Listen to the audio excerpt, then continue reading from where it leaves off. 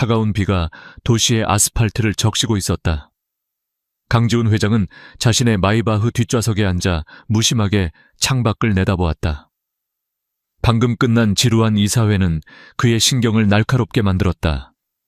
언제나처럼 그의 논리는 완벽했고 그의 카리스마는 모든 반대 의견을 잠재웠다. LK그룹의 최연소 회장이라는 타이틀은 그에게 무한한 권력과 책임을 동시에 안겨주었다. 그는 피곤함에 관자놀이를 지그시 눌렀다. 운전기사가 조심스럽게 물었다. 회장님 바로 댁으로 모실까요? 그래. 짧은 대답과 함께 차 안에는 다시 정적이 흘렀다.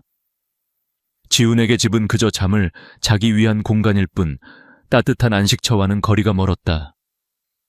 그의 삶은 일과 성공이라는 두 개의 축으로만 움직였다. 감정 소모는 불필요한 낭비라고 생각하는 그였다. 차가 한적한 외곽도로로 접어들었을 때였다. 번개가 번쩍이며 순간적으로 주변을 대낮처럼 밝혔다. 바로 그 찰나 지훈의 날카로운 눈에 무언가 들어왔다. 도로변에 쓰러져 있는 하얀 형체. 처음에는 그저 버려진 마네킹이거나 쓰레기 더미일 것이라고 생각했다.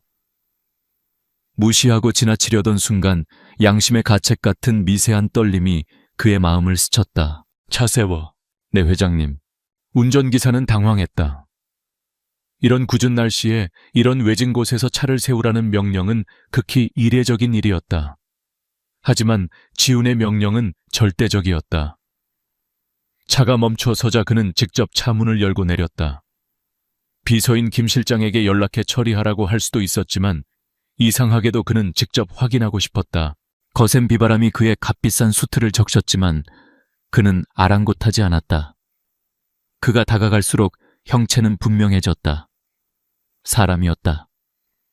흰색 원피스를 입은 여자. 그녀는 흙탕물 속에 아무렇게나 버려진 인형처럼 누워 있었다. 머리카락은 비에 젖어 얼굴에 달라붙어 있었고 입술은 파랗게 질려 있었다. 살아있는지 죽었는지조차 가늠하기 어려웠다. 지훈은 잠시 망설였다. 엮이면 귀찮아진다. 경찰에 신고하고 자리를 뜨는 것이 가장 합리적인 판단이었다. 하지만 발걸음이 떨어지지 않았다. 그는 주머니에서 손수건을 꺼내 여성의 코에 가져다 댔다. 희미하지만 분명한 숨결이 느껴졌다. 살아있다. 그는 더 이상 고민하지 않았다. 자신의 자켓을 벗어 여자의 몸을 감쌌다. 그리고는 망설임 없이 그녀를 안아들었다. 생각보다 가벼운 무게에 그의 미간이 살짝 찌푸려졌다. 차가운 빗물과 여자의 천이 뒤섞여 묘한 느낌을 주었다. 김 기사 LK 병원으로 가. 최대한 빨리. 뒷좌석의 여자를 조심스럽게 눕히고 자신도 올라탔다. 그는 휴대폰을 꺼내 김 실장에게 전화를 걸었다. 김 실장, 지금 즉시 LK병원 VIP 병동을 준비해. 최고의 의료진을 대기시키고 이 일은 절대 외부로 새어나가면 안 돼. 보안에 각별히 신경 쓰도록. 알겠습니다, 회장님. 혹시 무슨 일이? 묻지 말고 시키는 대로 해. 지훈은 전화를 끊었다. 그의 시선은 옆에 누워있는 여자에게 향했다. 젖은 머리카락 사이로 드러난 얼굴은 창백했지만 그 윤곽은 놀랍도록 섬세하고 아름다웠다. 그런데 그녀의 손가락에서 무언가 반짝였다. 심플한 디자인의 백금 반지. 지훈은 순간 숨을 멈췄다. 자신의 왼손 약지에 끼워진 반지와 놀랍도록 닮아 있었다. 세상에 단 하나뿐인 그가 직접 디자인한 맞춤 제작 반지였다. 우연이겠지. 그는 고개를 저으며 터무니없는 생각을 떨쳐냈다. 세상에 비슷한 디자인의 반지는 얼마든지 있을 수 있었다. LK 병원에 도착하자 대기하고 있던 의료진이 일사불란하게 움직였다. 여자는 곧바로 응급처치와 정밀검사를 위해 옮겨졌다. 지훈은 흠뻑 젖은 채로 VIP 병실 앞 복도에서 기다렸다. 시간이 어떻게 흐르는지 알 수 없었다. 얼마 후 담당 의사가 다가왔다. 회장님, 환자분은 다행히 특별한 외상은 없습니다. 다만 가벼운 뇌진탕 증세가 있고 장시간 비를 맞아 저천증이 있었습니다. 현재는 안정을 되찾았지만 의식이 돌아와야 정확한 상태를 알 수 있을 것 같습니다. 기억 상실 같은 후유증이 있을 수도 있나. 뇌진탕의 경우 그럴 가능성을 배제할 수는 없습니다. 일시적인 현상일 수도 있고 장기화될 수도 있습니다. 환자분이 깨어나는 것을 지켜봐야 합니다. 지훈은 고개를 끄덕였다. 그는 병실 안으로 들어갔다. 여자는 환자복으로 갈아입은 채 침대에 조용히 누워 있었다. 링거액이 그녀의 하얀 팔뚝으로 천천히 흘러들어갔다. 창백했던 얼굴에 조금씩 혈색이 돌아오는 듯했다. 그는 무의식적으로 의자에 앉아 그녀를 지켜보았다. 왜 자신이 이러고 있는지 스스로도 이해할 수 없었다. 그저 자리를 뜰 수가 없었다. 몇 시간이 흘렀을까? 동이 트기 시작할 무렵 여자의 긴 속눈썹이 파르르 떨렸다. 그녀가 천천히 눈을 떴다. 낯선 천장 소독약 냄새, 그리고 자신의 몸에 연결된 링거줄. 그녀의 눈동자는 혼란으로 가득 차 있었다.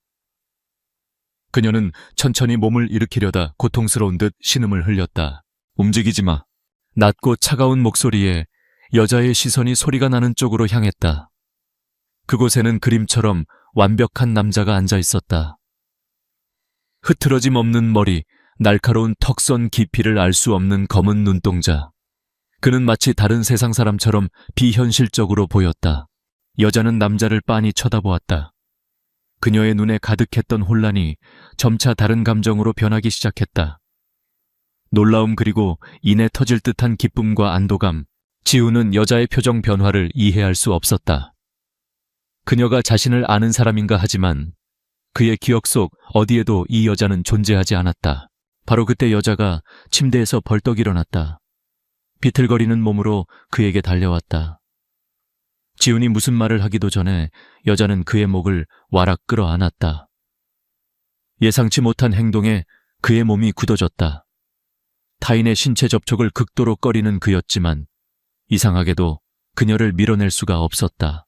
여자는 그의 가슴에 얼굴을 묻고 아이처럼 흐느끼기 시작했다. 그리고 그의 심장을 멈추게 할 한마디를 내뱉었다. 여보 찾았잖아요. 너무 무서웠어요. 어디 있었어요, 여보? 여보, honey darling. 지훈의 머릿속이 하얗게 비었다. 그는 지금 무슨 소리를 듣고 있는 것인가? 이 여자가 자신을 남편이라고 부르고 있었다. 그는 여자의 어깨를 잡고 자신에게서 떼어내려 했다. 무세운 소리를 하는 겁니까? 사람 잘못 봤습니다. 하지만 여자는 더욱더 필사적으로 그에게 매달렸다. 그녀는 고개를 들어 눈물로 얼룩진 얼굴로 그를 바라보았다. 아니에요, 내 남편 맞잖아요. 기억 안 나요. 우리 반지 똑같잖아요. 여자는 자신의 왼손을 들어 보였다. 그리고 지훈의 왼손을 잡아 나란히 놓았다. 디자인 재질 안쪽에 새겨진 작은 이니셜까지. 모든 것이 완벽하게 똑같은 두 개의 반지. 지훈의 눈동자가 세차게 흔들렸다. 이건 불가능한 일이었다, 여보. 그 한마디가 강지훈의 철옹성 같던 이성을 송두리째 흔들었다. 그의 눈은 두 사람의 손에 놓인 똑같은 반지에 고정되었다. 우연이라고 하기에는 너무나도 완벽한 일치였다. 혼란 당혹감, 그리고 아주 희미한 정체를 알 수 없는 감정이 그의 내면에서 소용돌이쳤다. 무세운, 말도 안 되는 소리. 그가 간신히 내뱉은 말은 힘이 없었다. 여자는 그의 반응에 상처받은 듯한 표정을 지었다. 그녀의 눈에 다시 눈물이 고였다. 기억 안 나세요? 정말 아무것도 기억 안 나요. 우리가 얼마나 사랑했는지. 여자의 목소리가 절절했다. 그 순간 병실 문이 열리고 담당 의사와 김 실장이 들어왔다. 김 실장은 지훈에게 필사적으로 매달려 있는 여자를 보고 경악을 금치 못했다. 회 후장님, 이게 무슨... 의사는 상황을 파악하고 조심스럽게 여자에게 다가갔다. 환자분 진정하시고 일단 침대에 다시 누우시죠. 안정을 취하셔야 합니다. 싫어요. 이 사람 내 남편이에요. 남편이 날 기억 못해요. 여자는 거의 절규하듯 소리치며 지훈을 놓지 않았다. 의사는 난처한 표정으로 지훈을 바라보았다. 회장님, 잠시 저와 이야기 좀 나누시죠. 김 실장님, 환자분 좀 부탁드립니다. 지훈은 마지못해 여자의 손을 떼어내고 의사를 따라 복도로 나갔다. 여자는 김 실장의 부축을 받으며 서럽게 울었다. 복도에서 의사는 심각한 표정으로 입을 열었다.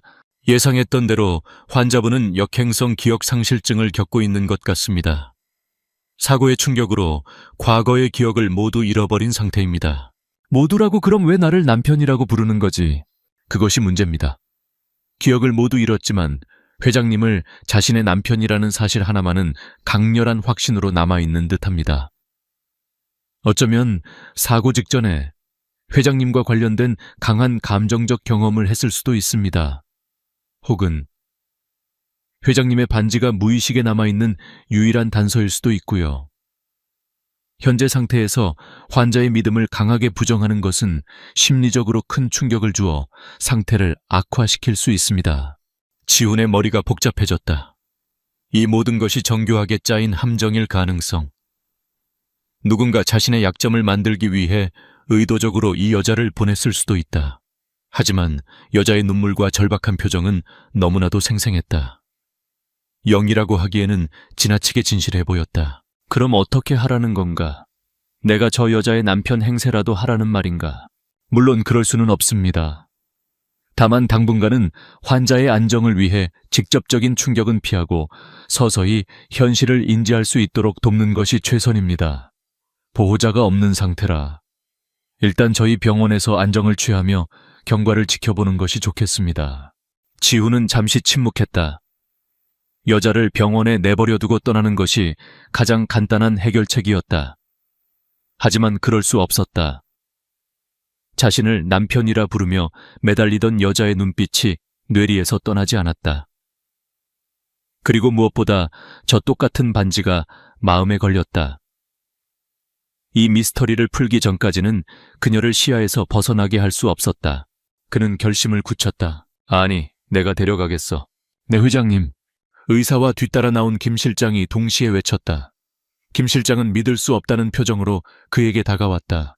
회장님 제정신이십니까? 저 여자가 누구인지도 모르는데 어떻게 집으로... 이건 너무 위험합니다. 위험한 건 오히려 저 여자를 혼자 두는 거야. 배후가 있다면 우리가 모르는 곳에서 무슨 짓을 할지 몰라. 내 통제해두는 것이 가장 안전해. 그리고 저 여자의 신원을 가장 빨리 파악할 수 있는 방법이기도 하고.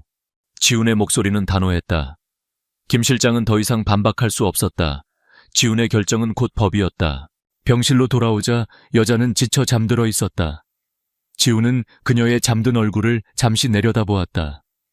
경계심과 의심 속에서도 그녀의 평온한 얼굴은 이상하게 마음을 흔들었다. 그는 김 실장에게 조용히 지시했다. 퇴원 수속 밟아. 그리고 여자 옷 몇 벌 준비하고. 내일부터는 저 여자의 신원을 파악하는 데 총력을 기울여. 지문 DNA 사진, 동원할 수 있는 모든 수단을 써서 저 여자가 누구인지 알아내. 국내외 실종자 명단까지 전부 다. 알겠습니다, 회장님. 그리고 당분간 저 여자를 부를 이름이 필요하겠군. 지훈은 잠시 생각하다 무심하게 말했다. 유서연. 앞으로 저 여자는 유서연이라고 부른다. 그렇게 유서연이라는 임시신분을 얻은 여자는 강지훈의 펜트하우스에 입성했다. 서울의 야경이 한눈에 들어오는 차갑고 미니멀한 공간. 모든 것이 완벽하게 정돈된 지훈의 세계에 서연은 어울리지 않는 따뜻한 색채처럼 끼어들었다. 우와, 우리 집 정말 넓고 좋네요, 여보. 서연은 아이처럼 눈을 반짝이며 집안 구석구석을 돌아다녔다. 그녀의 입에서 자연스럽게 나오는 우리 집, 여보라는 단어에 지훈은 매번 미간을 찌푸렸지만 의사의 경고를 떠올리며 애써 표정을 관리했다. 당신 방은 저쪽이야. 내 서재에는 절대 들어오지 마. 그리고 알았어요. 당신은 일 때문에 바쁘니까 내가 방해하면 안 되죠. 걱정 마세요. 서연은 해맑게 웃으며 그의 말을 가로챘다. 지훈은 할 말을 잃었다. 그녀는 그의 냉정한 태도를 일에 대한 스트레스 때문이라고 멋대로 해석하고 있었다. 그들의 기묘한 동거는 그렇게 시작되었다. 서연은 지훈의 완벽하게 짜인 일상에 균열을 내기 시작했다. 아침이면 서투른 솜씨로 아침 식사를 준비하려다 주방을 엉망으로 만들었고 정원에 핀 이름 모를 들꽃을 꺾어와 텅 빈 거실의 화병에 꽂아두었다. 흥얼거리는 콧노래 소리가 적막한 집안에 울려 퍼졌다. 지훈은 이 모든 것이 거슬렸지만 동시에 낯선 생동감에 익숙해져가는 자신을 발견하고는 당황했다. 그는 서연을 끊임없이 관찰했다. 그녀의 모든 행동, 모든 말에서 연기의 흔적을 찾으려 했다. 하지만 서연의 행동은 너무나도 순수하고 일관성이 있었다. 기억을 잃은 사람 특유의 불안감과 의존성을 보이면서도 천성은 밝고 긍정적이었다. 며칠이 지났지만 김 실장의 조사는 아무런 성과도 없었다. 회장님 이상합니다. 지문 DNA 안면 인식까지. 대한민국에 존재하는 어떤 데이터베이스에도 유서연이라는 여성의 기록이 없습니다. 마치 처음부터 존재하지 않았던 사람 같습니다. 불가능해. 사람은 흔적을 남기게 되어 있어. 범위를 해외로 넓혀서 다시 찾아봐. 이미 인터폴까지 협조 요청을 보냈지만 마찬가지입니다. 지훈의 의심은 더욱 깊어졌다. 신원 조회가 불가능할 정도로 깨끗하다는 것은 반대로 누군가 의도적으로 그녀의 흔적을 모두 지웠다는 뜻일 수도 있었다. 그는 반지를 제작했던 보석 장인에게도 사람을 보냈다. 회장님의 반지는 세상에 단 하나뿐인 것이 맞습니다. 제가 직접 제작했고 디자인과 세공 방식 모두 기록으로 남아 있습니다. 똑같은 반지를 추가로 제작해달라는 요청을 받은 적은 단 한 번도 없습니다. 장인의 확언은 미스터리를 더욱 짙게 만들었다. 완벽한 복제품, 신원불명의 여자. 이것은 대체 무슨 시나리오란 말인가? 어느 날 밤 지우는 평소보다 늦게 귀가했다. 피로에 지친 몸을 이끌고 현관문을 열었을 때 그는 거실 소파에 웅크리고 잠들어 있는 서연을 발견했다.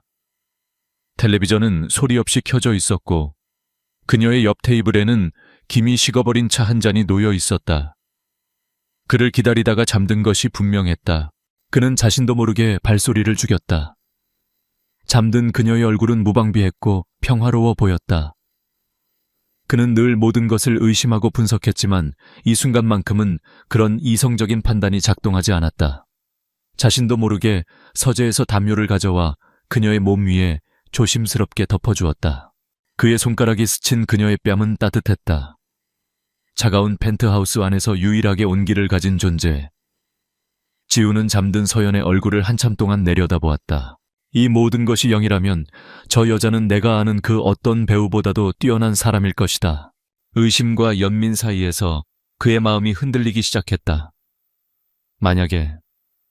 만약에 이 모든 것이 사실이라면 그녀의 기억 속에 있는 남편이 정말로 나라면 터무니없는 생각이라는 것을 알면서도 그 가정은 끈질기게 그의 머릿속을 파고들었다.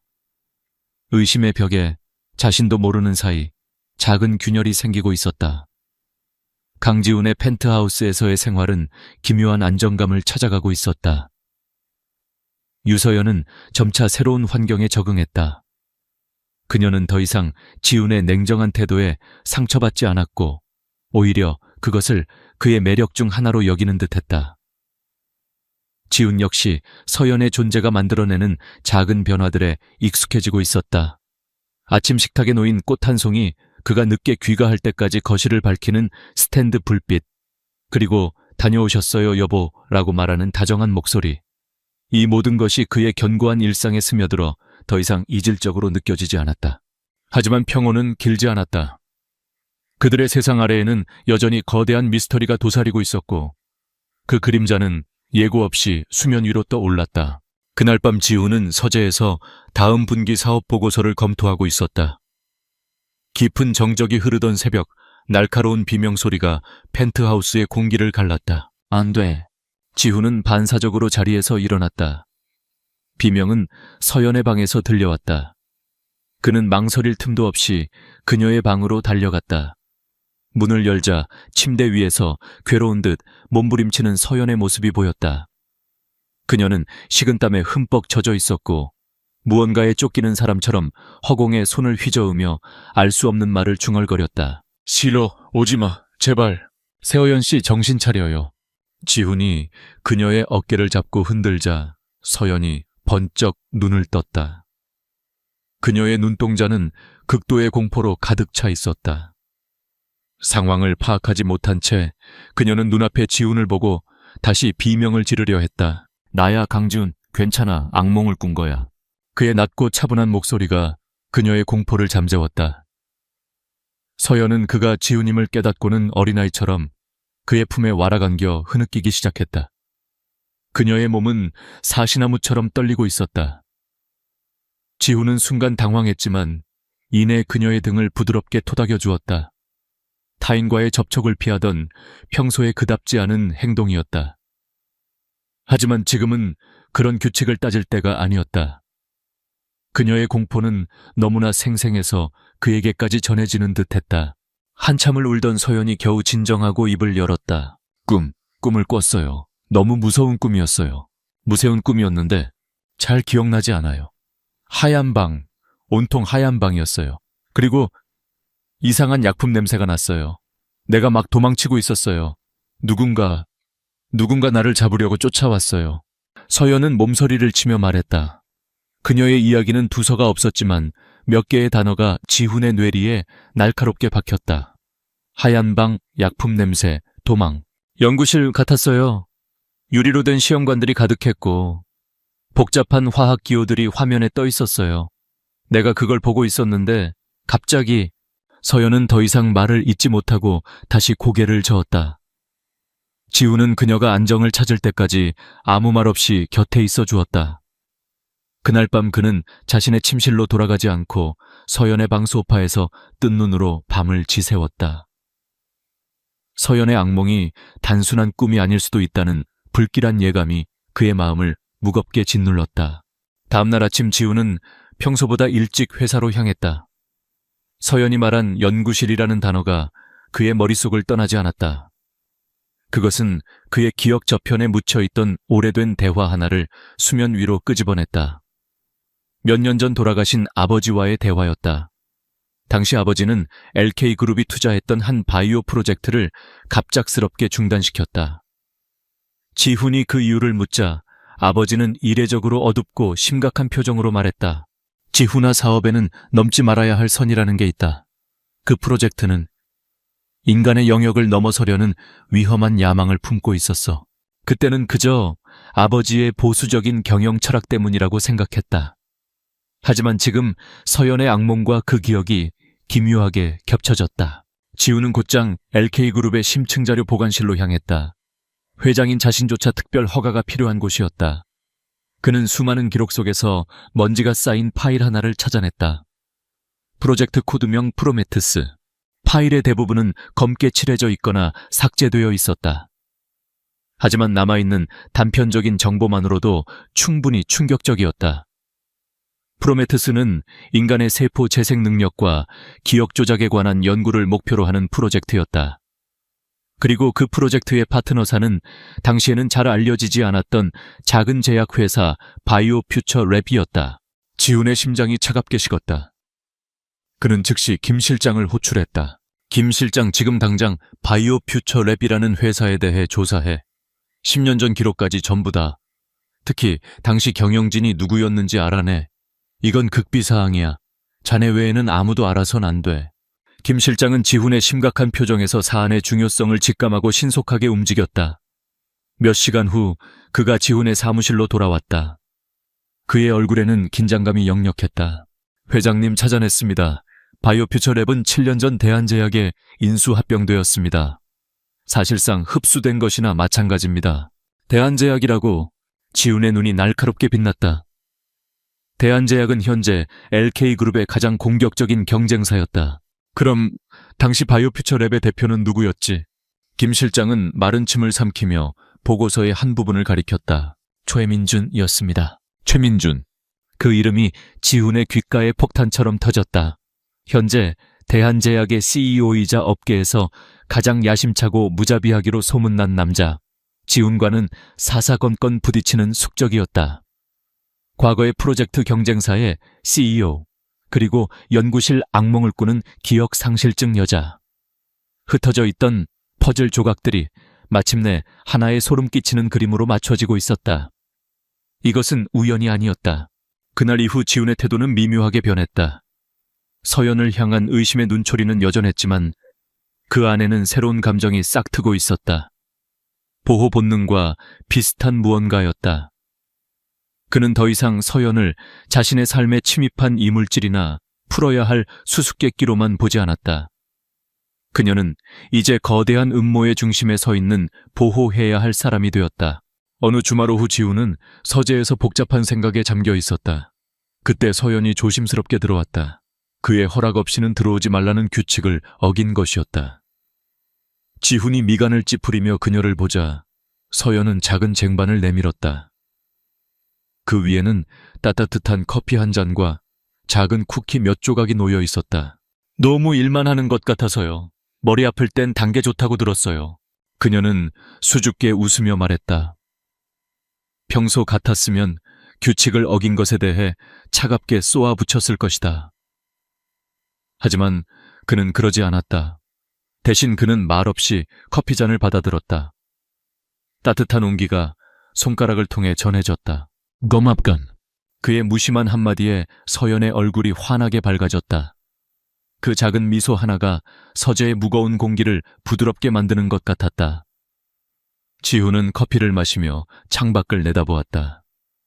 거실 소파에 앉아 조용히 책을 읽고 있는 서연의 모습이 보였다. 평화롭고 세상의 어떤 위협도 닿지 않을 것 같은 모습이었다. 그 모습을 보는 지훈의 눈에 차가운 결의가 서렸다. 이제 이 싸움은 단순히 유서연의 신원을 찾는 것을 넘어섰다. 그녀를 위협하는 위험한 과거로부터, 최민준이라는 교활한 적으로부터 그녀를 지켜내야만 했다. 이 미스터리는 이제 완전히 그의 개인적인 문제가 되었다. 그는 자신의 모든 것을 걸고 이 진실을 파헤치고 그녀를 지켜낼 것이라고 다짐했다. 강지훈은 체스판의 선수처럼 다음 수를 내다보고 있었다. 최민준이라는 존재가 수면 위로 떠오른 이상 그가 가만히 있지 않을 것이라는 점은 명백했다. 지훈은 방어하는 대신 먼저 뱀을 굴 밖으로 끌어내기로 결심했다. 그의 계획은 대담하고 위험했다. 그는 유서연을 세상에 공개하기로 했다. 며칠 후 재계의 거물들이 모두 모이는 한 자선 파티가 열렸다. LK그룹의 회장으로서 지훈의 참석은 당연한 일이었다. 그리고 모두의 예상을 깨고 그의 옆에는 한 여인이 함께했다. 우아한 네이비색 드레스를 입은 유서연이었다. 긴장돼요. 화려한 파티장에 들어서자 서연이 낮은 목소리로 속삭였다. 수많은 사람들의 시선이 그들에게 쏠렸다. 강지훈 회장 옆에 저 여자는 누구인간 하는 호기심과 추측이 공기 중에 떠다녔다. 내 옆에만 있으면 돼. 지훈은 짧게 말하며 그녀의 허리를 단단히 감쌌다. 그의 행동은 소유욕과 보호 본능의 표현이었고 서연에게는 그 어떤 말보다 더 큰 안정감을 주었다. 그녀는 고개를 끄덕이며 그의 팔에 몸을 기댔다. 지훈의 예측은 정확했다. 그들이 막 자리를 잡았을 때 한 남자가 미소를 지으며 다가왔다. 매력적인 외모 세련된 매너. 하지만 그의 눈은 얼음장처럼 차갑고 계산적이었다. 대한제약의 CEO 최민준이었다. 강 회장님 이런 데서 뵙는군요. 그동안 잘 지내셨습니까? 최민준은 능숙하게 악수를 청하며 거짓된 친밀함을 드러냈다. 지훈 역시 가면을 쓴 채 그의 손을 맞잡았다. 초회 대표도 여전하군. 두 사람 사이에 보이지 않는 스파크가 튀었다. 최민준의 시선이 자연스럽게 서연에게로 옮겨갔다. 그는 과장되게 놀란 표정을 지으며 말했다. 그런데 옆에 계신 이 아름다운 분은 누구십니까? 이런 미인을 이제껏 숨겨두셨다니 강 회장님 너무하시는군요. 지훈은 최민준의 의도를 꿰뚫어 보며 차갑게 대답했다. 그의 목소리는 파티장의 소음을 뚫고 명확하게 울렸다. 내 아내 유서연이요. 아내. 그 한 단어에 최민준의 눈썹이 미세하게 꿈틀거렸다. 놀라움 혹은 그 이상의 무언가가 그의 눈빛을 스쳐 지나갔다. 그러나 그는 금세 표정을 수습하고 서연에게 손을 내밀었다. 아, 그러셨군요. 처음 뵙겠습니다, 사모님. 대한제약의 최민준이라고 합니다. 서연은 마지못해 그의 손을 잡으려 했다. 하지만 최민준의 얼굴을 본 순간 그녀는 온몸에 소름이 돋는 것을 느꼈다. 머리는 그를 기억하지 못했지만 몸이 본능이 위험 신호를 보내고 있었다. 그녀는 자신도 모르게 손을 움츠리며 지훈의 뒤로 반발짝 물러섰다. 그 미세한 행동을 지훈과 최민준 둘 다 놓치지 않았다. 지훈의 눈에는 확신이, 최민준의 눈에는 흥미롭다는 듯한 교활한 빛이 떠올랐다. 집사람이 낯을 좀 가려서 실례했군. 지훈이 서연을 자신의 등 뒤로 완전히 감싸며 상황을 마무리했다. 최민준은 의미심장한 미소를 남긴 채 다른 곳으로 자리를 옮겼다. 지우는 그가 사라지는 뒷모습을 보며 확신했다. 최민준은 서연을 알고 있다. 그리고 다음 날 최민준의 첫 번째 공격이 시작되었다. 모든 언론과 증권가 정보지가 약속이나 한 듯 똑같은 기사를 쏟아냈다. 충격 LK그룹 강지훈 회장 정체불명의 여성에게 빠져. 경영 판단력 논란. 익명의 제보자. 강 회장의 아내는 길에서 주운 기억상실증 환자. 스파이 의혹. LK그룹 주가 흔들. 오너리스크 현실화되나. 악의적인 기사들은 순식간에 퍼져나갔다. 강지훈의 새롭고 미스터리한 아내가 사실은 그를 조종하기 위해 접근한 스파이 혹은 정신적으로 불안정한 여자라는 내용이었다. 다가오는 주주총회를 앞두고 LK그룹을 흔들기에 완벽한 타이밍이었다. 회사는 발칵 뒤집혔다.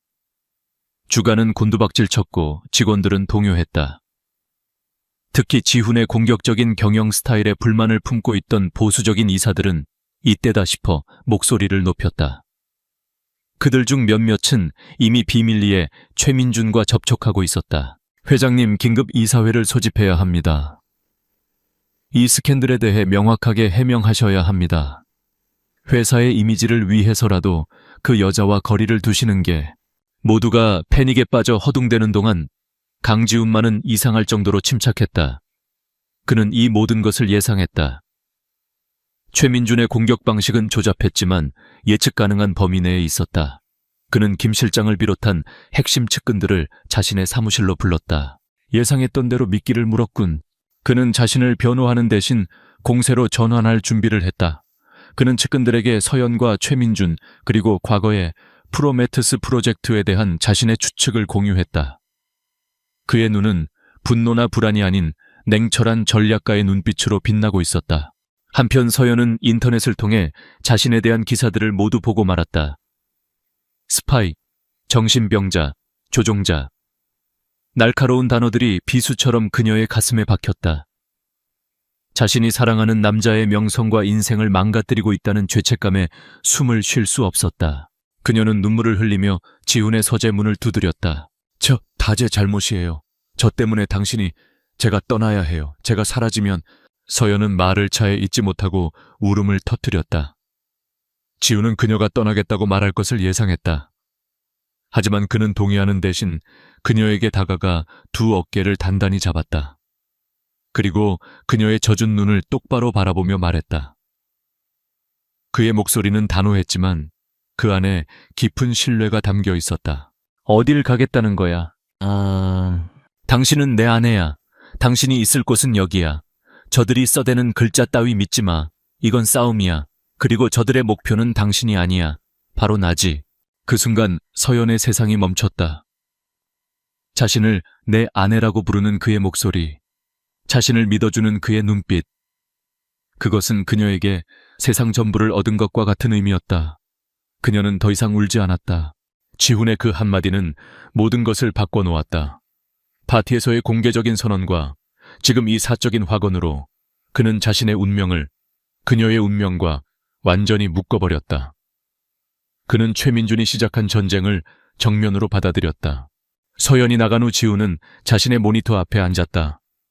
화면에는 LK그룹의 폭락하는 주가, 그래프가 붉은색으로 표시되어 있었다. 하지만 그의 얼굴에는 걱정의 기색이 없었다. 오히려 완벽한 기회를 기다리는 포식자의 차갑고 계산적인 시선만이 존재했다. 최민준은 덫을 놓았다고 생각하겠지만 그는 몰랐다. 더 크고 정교한 덫에 걸려든 것은 바로 자신이라는 사실을. 이제 막 사냥이 시작되었을 뿐이었다. 최민준이 쏘아올린 화살은 LK그룹의 심장을 향했지만 강지훈은 그 화살의 방향을 틀어 자신의 방패로 삼았다. 언론이 떠들어대는 오너리스크는 그의 계획 안에서 가장 중요한 변수였다. 그는 외부의 공격에 흔들리는 나약한 군주를 연기하며 내부의 적들이 스스로 모습을 드러내도록 유도했다. 김 실장, 우리가 보유한 자사주 일부를 시장에 풀어 주가가 더 떨어지도록 내버려둬. 회장님, 그건 너무 위험합니다. 적대적 M&A에 빌미를 줄 수 있습니다. 김 실장은 경악하며 반대했지만 지훈의 눈은 이미 몇 수 앞을 내다보고 있었다. 최민준은 지금쯤 우리 이사들을 구슬리고 있겠지. 내가 흔들린다고 믿게 만들어야 해. 그들이 탐욕에 눈이 멀어 자신의 패를 모두 보여주게 될 거야. 그리고 그들이 시장에 내놓는 주식을 조용히 다른 이름으로 사들여. 그것은 위험천만한 도박이었다. 하지만 강지훈은 자신의 판단을 믿었다. 그는 최민준이 언론 플레이와 내부 분열을 통해 자신을 무너뜨릴 수 있다고 믿게 만들었다. 그 사이 지훈의 충성스러운 팀은 비밀리에 최민준과 내통하는 이사들의 자금 흐름과 통신 기록을 샅샅이 추적하고 있었다. 계획은 순조롭게 진행되는 듯했다. 최민준과 그의 꼭두각시들은 지훈이 파놓은 함정으로 제 발로 걸어 들어오고 있었다. 지훈은 서연을 향한 외부의 공격을 막아내면서 동시에 보이지 않는 전쟁을 지휘했다. 서연은 지훈의 굳건한 신뢰 속에서 안정을 되찾았고 두 사람 사이에는 이전과는 비교할 수 없는 깊은 유대감이 형성되고 있었다. 그녀는 더 이상 기억 상실증에 걸린 불안한 여인이 아니었다. 그녀는 강지훈의 아내로서 그의 곁을 지켰다. 하지만 최민준은 생각보다 훨씬 더 교활한 뱀이었다. 첫 번째 공격이 지훈을 무너뜨리지 못하자 그는 훨씬 더 치명적이고 개인적인 독을 준비했다. 어느 날 밤 김 실장이 극도로 창백한 얼굴로 지훈의 서재를 찾았다. 그의 손에는 보안 봉투 하나가 들려 있었다. 회장님, 익명의 제보가 들어왔습니다. 김 실장은 떨리는 손으로 봉투 안의 내용물을 꺼내 지훈의 책상 위에 올려놓았다. 그것은 몇 장의 사진과 하나의 USB 메모리였다. 사진 속에는 서연이 낯선 남자와 은밀하게 만나는 듯한 모습이 담겨 있었다. 남자의 얼굴은 교묘하게 가려져 있었지만 그가 입고 있는 옷 소매에 박힌 작은 로고는 대한제약의 것이었다. 사진의 배경은 지훈의 펜트하우스 근처 카페였다. 이건 조작이야. 지훈은 차갑게 말했지만 그의 심장은 이미 차갑게 가라앉고 있었다. 저도 그렇게 생각했습니다, 회장님. 그래서 원본 파일을 분석했습니다. 하지만 위조의 흔적을 찾을 수 없었습니다.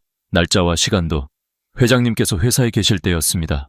김 실장은 마른 침을 삼키며 USB를 가리켰다. 이것이 더 문제입니다. 지훈은 USB를 노트북에 꽂았다. 화면에 음성 파일 하나가 나타났다. 그가 재생 버튼을 누르자 서연의 목소리가 흘러나왔다. 계획대로 되고 있어요. 강지훈은 완전히 날 믿고 있어요. 반지도 완벽하게 속았어요. 주주총회 날짜만 정해지면 음성 파일은 거기서 끊겼다. 서재 안에는 무거운 침묵만이 흘렀다. 서연의 목소리가 분명했다. 그녀가 여보라고 부르던 바로 그 목소리였다. 지훈의 머릿속에서 무언가 무너져 내렸다. 이성적으로는 이것이 함정일 수 있다고 생각했지만 증거는 너무나도 명백했다. 사진, 그리고 저 음성 파일. 최민준이 자신을 속이기 위해 기억상실증 환자까지 동원해 이토록 정교한 연극을 벌였다는 말인가.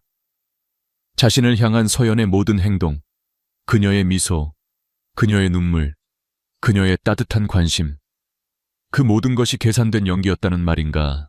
그의 가슴에 날카로운 통증이 느껴졌다. 그것은 분노가 아니었다. 끔찍한 배신감이었다. 그는 난생 처음으로 누군가에게 마음의 문을 열었다. 차가운 그의 세계에 들어온 유일한 온기였다. 그런데 그 모든 것이 거짓이었다니. 나가봐.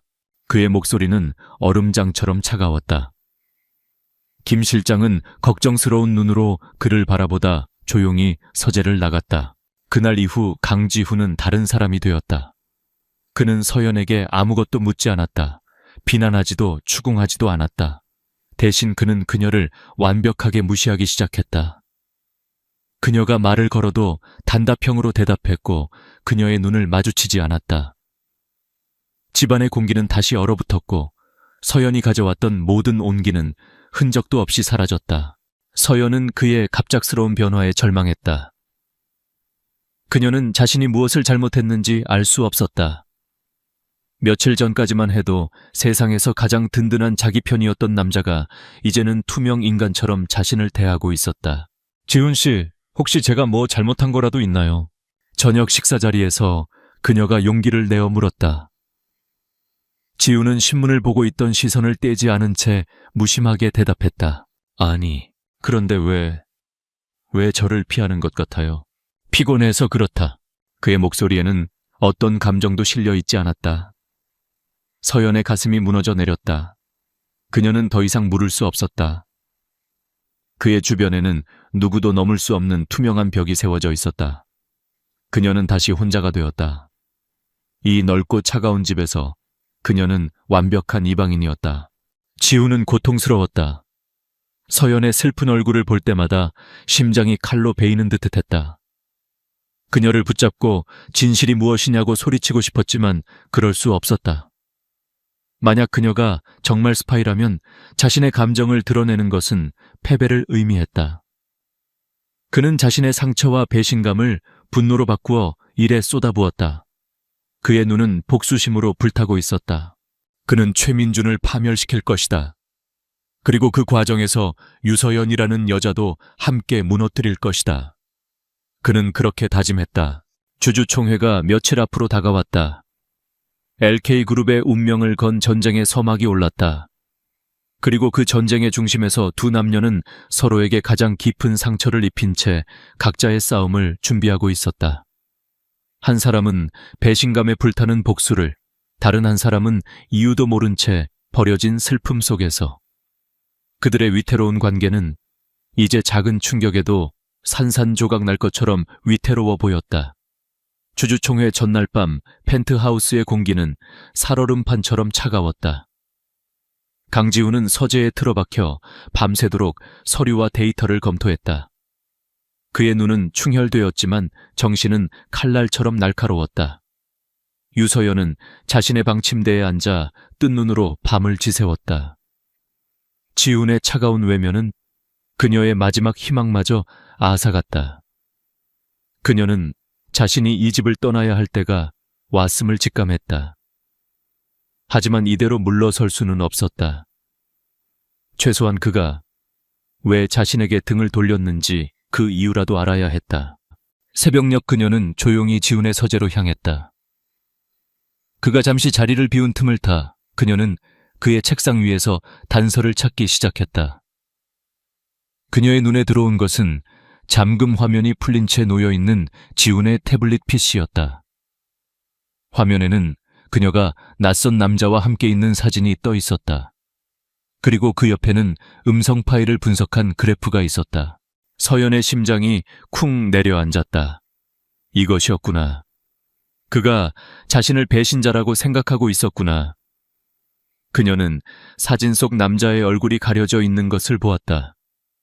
하지만 그녀는 그가 누구인지 알 것 같았다. 그날 그녀는 지훈을 기다리다 잠시 카페에 들렀다. 그때 한 남자가 다가와 길을 물었고 그녀는 친절하게 대답해 주었다. 그게 전부였다. 음성 파일은 더더욱 기가 막혔다. 그것은 그녀가 친구와 통화했던 내용을 악의적으로 편집한 것이 분명했다. 그녀가 절망에 빠져 있을 때 태블릿 화면의 다른 창이 눈에 들어왔다. 그것은 프로메테우스 프로젝트에 관한 기밀 보고서였다. 그녀가 무심코 페이지를 넘기는 순간 보고서 한 구석에 박힌 작은 로고 하나가 그녀의 시선을 사로잡았다. 그것은 복잡하게 얽힌 뱀 두 마리가 서로의 꼬리를 물고 있는 형상의 로고였다. 그 로고를 본 순간 서연의 머릿속에서 무언가 툭 하고 끊어지는 듯한 느낌이 들었다. 댐의 균열처럼 잊혔던 기억의 파편들이 쏟아져 들어오기 시작했다. 하얀 연구실, 역겨운 약품 냄새, 유리병 너머로 보이던 수많은 실험체들, 그리고 최민준의 얼굴. 그는 하얀 가운을 입고 만족스러운 미소로 실험 데이터를 내려다보고 있었다. 서연아, 넌 내 최고의 걸작이 될 거야. 인류의 미래가 우리 손에 달려 있다고. 그녀의 진짜 이름은 유서연이 아니었다. 한서우. 그녀는 바이오 퓨처랩의 촉망받는 신입 연구원이었다. 그녀는 최민준의 천재성에 이끌려 프로젝트에 합류했지만 연구가 진행될수록 그의 광기와 비인간적인 야망을 깨닫게 되었다. 그는 불치병 치료제 개발이라는 명목 아래 인간의 기억을 지우고 새로운 인격을 주입하는 끔찍한 실험을 자행하고 있었다. 그녀는 그의 범죄를 입증할 핵심 데이터를 빼내 탈출했다. 하지만 곧 발각되었고 빗속을 미친 듯이 달리다 채 치이는 사고를 당했다. 사고 직전 그녀는 자신의 손에 끼워진 반지를 보았다. 그것은 연구소에 잠입하기 위해 복제해두었던 강지훈의 반지였다. LK그룹이 프로젝트의 최대 투자자였기에 회장인 강지훈의 생체 정보가 담긴 반지는 연구소의 모든 보안 시스템을 통과할 수 있는 마스터키였다. 그녀는 최민준의 범죄를 세상에 알릴 마지막 희망으로 그 반지를 훔쳤던 것이다. 모든 것이 기억났다.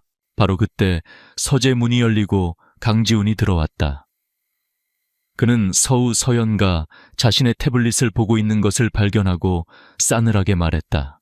내 물건에 손대지 말라고 했을 텐데. 하지만 서우는 더 이상 주눅 들지 않았다. 그녀는 자리에서 일어나 그를 똑바로 마주 보았다. 그녀의 눈빛은 더 이상 슬픔이나 혼란이 아닌 강한 의지와 분노로 불타고 있었다. 내 이름은 한서우예요. 그리고 당신은 처음부터 날 믿지 않았어요. 지우는 그녀의 갑작스러운 변화에 당황했지만 애써 냉정함을 유지했다. 그 연극은 이제 질렸어. 연극이 아니에요. 최민준. 그가 모든 걸 조작한 거예요. 그는 프로메테스 프로젝트를 통해 불법적인 인체 실험을 했고 전 그 증거를 가지고 탈출하다 사고를 당했어요. 이 반지는 그의 연구소에 들어가기 위한 마스터키였고요.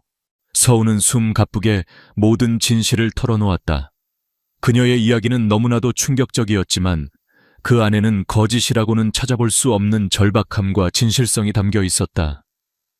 지훈의 머릿속이 복잡하게 얽혔다. 그녀의 말이 사실이라면 자신이 저지른 실수는 돌이킬 수 없는 것이었다. 그 순간 그의 휴대폰이 울렸다. 김 실장이었다. 회장님 드디어 찾아냈습니다. 유서연, 아니 한서우 씨의 신원을요. 그녀는 1년 전 실종 신고된 바이오퓨처 랩의 연구원이었습니다. 그리고 회장님께서 주신 음성 파일을 정밀 분석한 결과 미세한 편집의 흔적을 발견했습니다. 완벽한 조작입니다. 모든 퍼즐이 맞춰졌다. 지우는 태블릿을 들고 있던 손을 떨어뜨렸다. 그는 서울을 바라보았다. 그녀의 눈에는 원망과 슬픔이 가득했다. 그는 세상에서 가장 소중한 것을 제 손으로 부서뜨린 바보가 된 기분이었다. 세우 씨, 내가 사과할 필요 없어요. 지금 중요한 건 그게 아니니까. 오늘 주주총회에서 최민준의 모든 것을 끝내야 해요. 그녀의 목소리는 단호했다. 개인적인 감정보다 더 큰 정의가 그녀를 움직이고 있었다. 주주총회장, LK그룹의 모든 주주와 이사진, 그리고 언론이 모여 있었다. 최민준은 승리를 예감하며 여유로운 미소로 앉아 있었다. 강지훈의 리더십에 대한 불신임 안건이 상정되고 그를 지지하는 이사들의 배신이 이어졌다. 분위기는 완전히 최민준에게 넘어간 듯 보였다. 바로 그때 강지훈이 단상에 올랐다. 이사님들의 우려 잘 들었습니다. 하지만 그 우려의 근거가 된 스캔들은 사실 더 거대한 범죄를 은폐하기 위한 연막에 불과합니다. 그의 말이 끝나자마자 총회장 뒤쪽 문이 열리고 한서우가 걸어 들어왔다. 모든 시선이 그녀에게 쏠렸다. 최민준의 얼굴이 하얗게 굳어졌다. 저 여자가 왜 여기에? 서우는 단상 위로 올라와 마이크를 잡았다. 제 이름은 한서우입니다. 저는 대한제약의 최민준 대표가 운영하던 바이오퓨처 랩에서 자행된 불법 인체 실험의 피해자이자 유일한 증인입니다. 그녀의 폭로는 총회장을 충격에 빠뜨렸다. 그녀는 자신이 직접 빼돌린 핵심 실험 데이터와 내부 고발 자료들을 대형 스크린에 띄웠다. 기억 조작 불법 임상실험 사망자 은폐. 최민준의 추악한 민낯이 만천에 드러나는 순간이었다. 최민준은 미친 사람처럼 소리쳤다. 개오진 말이야. 저 여자는 정신병자라고 저건 다 조작된 거야. 하지만 그의 발악은 소용없었다. 강지훈이 마지막 결정타를 날렸다. 최민준 대표가 우리 이사님들을 매수하기 위해 사용한 자금 내역입니다. 그리고 여기 그가 한서우 씨를 스파이로 만들기 위해 사진과 음성을 조작했다는 국립과학수사연구원의 분석 결과 보고서입니다. 모든 증거 앞에서 최민준은 무너졌다. 그와 내통했던 이사들은 얼굴이 사색이 되었다. 총 회장은 아수라장이 되었고 대기하고 있던 검찰 수사관들이 들이닥쳐 최민준과 그의 공범들을 현장에서 체포했다. 길고 길었던 싸움이 끝나는 순간이었다. 최민준의 왕국은 하룻밤 사이에 무너져 내렸다. 주주총회에서의 충격적인 폭로는 대한민국 전체를 뒤흔들었다. 언론은 연일 프로메테스 프로젝트의 추악한 진실과 대한제약의 몰락에 대해 대서특필했다. 최민준과 그의 공범들은 법의 엄중한 심판을 받게 되었고 LK그룹의 주가는 반등하여 이전보다 더 높은 위치에 올랐다. 강지훈은 냉철한 판단력과 위기관리 능력을 다시 한번 입증하며 재계에서 그의 입지는 더욱 굳건해졌다. 폭풍이 지나간 펜트하우스에는 어색한 평화가 찾아왔다. 외부의 모든 갈등은 해결되었지만 강지훈과 한서우 사이에 보이지 않는 벽은 여전히 남아있었다. 지훈은 여러 번 사과하려 했다. 그는 그녀를 의심하고 상처 입힌 자신의 어리석음을 뼈저리게 후회했다. 하지만 미안하다는 말은 너무나도 가볍고 초라하게 느껴져 차마 입 밖으로 꺼낼 수 없었다. 그는 대신 행동으로 자신의 마음을 보여주려 했다. 그는 서우가 검찰 조사에 협조하는 모든 과정을 묵묵히 도왔고 그녀가 잃어버린 지난 1년의 삶을 되찾을 수 있도록 자신의 모든 자원을 동원했다. 그녀의 가족을 찾아주고 그녀가 다시 연구원으로서의 삶을 시작할 수 있도록 지원을 아끼지 않았다. 서우는 그의 사과를 받지 않았지만 그의 노력을 밀어내지도 않았다. 그녀는 분노하거나 그를 원망하지 않았다. 그저 묵묵히 자신의 삶을 재건하는 데에만 집중했다. 그녀는 지훈이 제공하는 모든 편의와 도움을 받았지만 그와는 명확한 선을 그었다.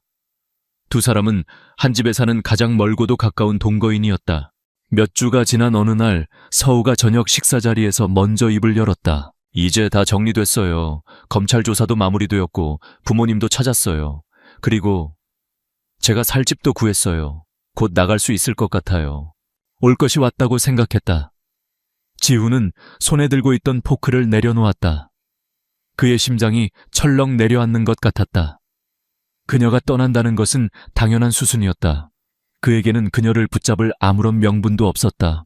그동안 감사했습니다, 회장님. 회장님이 아니었다면 전 아직도 길거리를 헤매고 있거나 최민준에게 끌려갔을지도 몰라요. 그리고 제 진실을 밝힐 기회도 없었을 거고요. 그녀는 고개를 숙여 진심으로 감사 인사를 전했다. 회장님이라는 딱딱한 호칭이 지훈의 가슴을 아프게 찔렀다. 이대로 그녀를 보낼 수는 없었다. 잠깐! 얘기 좀 할 수 있겠어, 서우 씨. 지훈이 자리에서 일어났다. 그는 서우를 데리고 거실 창가로 갔다. 서울의 야경이 발 아래 화려하게 펼쳐져 있었다. 그들의 기묘한 동거가 시작되었던 바로 그 장소였다. 내가 얼마나 어리석고 못난 놈이었는지 압니다. 당신의 진심을 의심했고 내 자존심 때문에 당신에게 씻을 수 없는 상처를 줬어. 미안하다는 말로는 부족하다는 거 알아. 하지만 그래도 말해야겠어. 정말 미안했어. 그는 처음으로 그녀 앞에서 자신의 나약함을 완전히 인정했다. 알아요. 서우는 조용히 대답했다. 당신이 얼마나 혼란스러웠을지 이해해요. 그리고 당신이 날 걱정하고 지켜주려 했다는 것도 알아요. 비록 방법은 서툴렀지만 그녀의 말에 지훈은 고개를 들었다. 그녀는 그를 원망하고 있지 않았다. 서우 씨, 내가 왜 당신을 의심했는지 아시오? 두려워서였어. 내 인생에 당신 같은 사람이 나타난 것이, 내 통제된 세상이 당신으로 인해 흔들리는 것이 두려웠어. 감정은 불필요한 것이라고 믿으며 살아왔는데 당신을 향한 내 감정을 인정하는 것이 무서웠던 거요. 지훈은 한 걸음 더 그녀에게 다가갔다. 그는 그녀의 손을 조심스럽게 잡았다. 기억을 잃은 당신이 나를 남편이라고 불렀을 때 난 당신을 밀어내야 한다고 생각했소. 하지만 시간이 지날수록 난 정말 당신의 남편이 되고 싶어졌어. 기억상실증에 걸린 유서연이 아니라 강하고 올곧은 한서우라는 여자를 사랑하게 됐으니까. 그의 진심 어린 고백에 서우의 눈동자가 세차게 흔들렸다. 그녀의 뺨 위로 눈물 한 방울이 흘러내렸다. 지훈은 주머니에서 작은 벨벳 상자를 꺼냈다. 그는 서우의 왼손 약지에서 프로메테스의 마스터키였던 낡은 반지를 조심스럽게 빼냈다. 이 반지는 거짓과 어두운 과거의 상징이었소. 우리를 만나게 해준 거짓된 인연이었지. 이제 이 반지를 우리의 진실한 미래에 대한 약속으로 바꾸고 싶소. 그는 벨벳 상자를 열었다. 그 안에는 어둠 속에서도 영롱하게 빛나는 다이아몬드 반지가 들어있었다. 그는 그녀의 앞에서 천천히 한쪽 무릎을 꿇었다. 한소우 씨, 당신의 잃어버린 기억 속 남편이 아니라 당신의 모든 내일을 함께할 진짜 남편이 되고 싶소. 나와 결혼해 주시겠소. 세상의 모든 소음이 멎은 듯했다. 서우는 흐르는 눈물을 닦을 생각도 하지 못한 채 그를 바라보았다. 그녀 역시 깨닫고 있었다. 지훈의 차가운 벽 너머에 숨겨진 따뜻함과 진심을 그리고 어느새 그를 깊이 사랑하게 된 자신의 마음을. 그녀는 환하게 웃으며 고개를 끄덕였다. 네, 좋아요. 지훈은 그녀의 손가락에 새로운 약속의 반지를 끼워주었다. 그는 자리에서 일어나 그녀를 자신의 품에 가득 안았다. 모든 오해와 아픔이 눈 녹듯 사라지는 순간이었다. 차가웠던 펜트하우스는 이제 세상에서 가장 따뜻한 보금자리가 되었다. 거짓으로 시작된 인연이었지만 그들은 수많은 시련과 역경 속에서 서로의 진심을 발견했고 마침내 진짜 사랑을 완성했다. 창밖으로 펼쳐진 서울의 불빛이 새롭게 시작될 두 사람의 미래를 축복하는 듯 반짝이고 있었다. 서울의 부촌 평창동. 그 중에서도 가장 깊숙한 곳에 위치한 백백 가문의 저택은 현대적인 요새와도 같았다. 높은 회색 석벽과 정교하게 조각된 철문은 외부 세계와의 완벽한 단절과 냉정한 권력을 상징했다. 그 요새 안에는 그림자처럼 존재하는 소녀 신하연이 있었다. 하연은 백가문의 영예도 정식 하녀도 아니었다. 평생을 백가문에 충성하다. 돌아가신 수석 집사의 고아딸 동정심의 형태로 거두어진 존재였다. 백가문의 새아들에게 하연은 너무나 익숙해서 오히려 보이지 않는 존재였다. 여동생과 하녀 사이의 어딘가, 하지만 결코 동등할 수 없는 존재. 그녀는 화려하지만 고독한 저택 안에서 조용히 자라났다. 그녀의 유일한 위안은 정원 구석의 낡은 창고였다. 그곳에서 그녀는 누구에게도 말하지 않은 비밀 흙에 영혼을 불어넣어 순수한 아름다움을 지닌 도자기를 빚는 일에 몰두했다. 하지만 그녀 삶의 위태로운 균형은 저택의 새로운 안주인의 등장으로 곧 깨질 운명이었다. 장마가 시작되려는지 창밖은 금방이라도 비를 쏟아낼 듯 흐렸다. 저택의 응접실에는 무거운 침묵이 흘렀다. 백 회장이 새로 맞이한 부인과 그녀의 딸 한채리가 이 집에 들어온 지 한 달. 집안의 공기는 눈에 보이지 않는 팽팽한 긴장감으로 가득했다. 신하연은 갓 내린 커피를 쟁반에 받쳐들고 조용히 응접실로 들어섰다. 그녀의 발걸음에는 소리가 없었다. 이 집에서 살아남는 법은 스스로를 지우는 것이었다. 하연이 왔구나. 커피 이리 주렴. 새로운 안주인 윤 여사가 상냥하게 말했지만 그녀의 눈빛은 차가웠다. 그녀의 옆에는 동갑내기 의붓 여동생이 된 한채리가 앉아 있었다. 채리는 레이스가 달린 화려한 원피스를 입고 마치 원래부터 이 집의 공주였던 것처럼 우아하게 다리를 꼬고 있었다. 그녀는 하연을 훑어보며 입꼬리만 살짝 올려 비웃었다. 백가문의 세 아들도 각자의 자리에 앉아 있었다. 첫째 백진우는 그룹의 후계자답게 냉철하고 계산적인 눈으로 서류를 보고 있었다. 예술가 기질의 둘째 백도현은 창밖을 보며 무언가 생각에 잠겨 있었고 바람둥이 막내 백시환은 스마트폰에서 눈을 떼지 않았다. 하연은 묵묵히 각자의 앞에 커피를 내려놓았다. 그녀가 백도현의 앞에 커피를 놓을 때였다. 여모, 한채리가 갑자기 자리에서 일어나며 하연의 팔을 스쳤다. 균형을 잃은 하연의 손에서 쟁반이 기울었고 뜨거운 커피가 백도현의 바지에 쏟아졌다. 악뜨거. 도현이 자리에서 벌떡 뛰어올랐다. 그 순간 모두의 시선이 하연에게로 쏠렸다. 죄송합니다, 도련님. 하연의 얼굴이 하얗게 질렸다. 미안해요, 도연 오빠. 제가 일어나다가 그만. 체리가 금방이라도 울 듯한 표정으로 말하며 교묘하게 덧붙였다. 그런데 하연 씨가 너무 제 가까이에 서 있어서 제가 미처 피하지 못했어요. 그 말에 막내 시완이 날카롭게 쏘아붙였다. 신하연, 너 일부러 그랬지? 우리 체리한테 무슨 불만이라도 있는 거야. 아닙니다. 정말이에요. 쟨 항상 저래. 음침하게 불만만 가득 차서는. 시완은 체리를 감싸며 하연을 노려보았다. 첫째 진우는 차가운 목소리로 상황을 정리했다. 시끄럽다. 백도연 올라가서 옷 갈아입어. 신하연 넌 가서 바닥이나 닦아. 집안 시끄럽게 만들지 말고. 그의 목소리에는 일말의 온기도 없었다. 하연은 그저 이 집의 문제를 일으키는 골칫거리일 뿐이었다. 하연은 입술을 깨물며 엎드려 바닥을 닦았다. 아무도 그녀가 괜찮은지 묻지 않았다. 뜨거운 커피에 데었을지도 모르는 그녀의 손은 누구의 관심사도 아니었다. 그녀는 그저 이 집안의 풍경을 해치지 않아야 하는 그림자일 뿐이었다. 진정한 비극은 며칠 뒤에 일어났다. 그날은 백 회장의 생신 파티 준비로 집안이 분주했다. 하연은 집안 대대로 내려오는 갑오조선 백자 다랑아리가 놓인 장식장을 닦고 있었다. 그것은 단순한 골동품이 아니었다.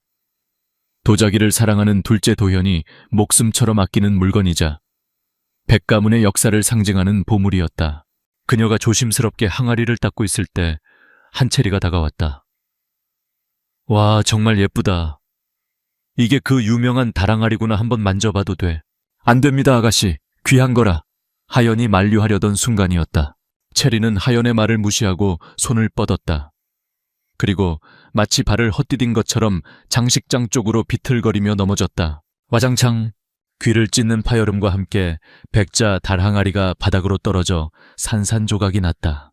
응접실에 있던 모든 사람들이 소리를 듣고 달려왔다. 바닥에 흩어진 하얀 사기 조각과 그 앞에 주저앉아 울고 있는 한채리, 그리고 넋이 나간 채 서 있는 신하연. 세상에, 이게 무슨 일이냐. 윤 여사가 비명을 질렀다. 제가 보려고 했는데 하연 씨가 갑자기 절 밀었어요. 체리는 어깨를 들썩이며 울기 시작했다. 완벽한 피해자의 모습이었다. 뭐라고? 이번에 가장 먼저 반응한 것은 둘째 도현이었다. 그는 자신의 분신과도 같았던 달 항아리가 깨진 것에 이성을 잃었다.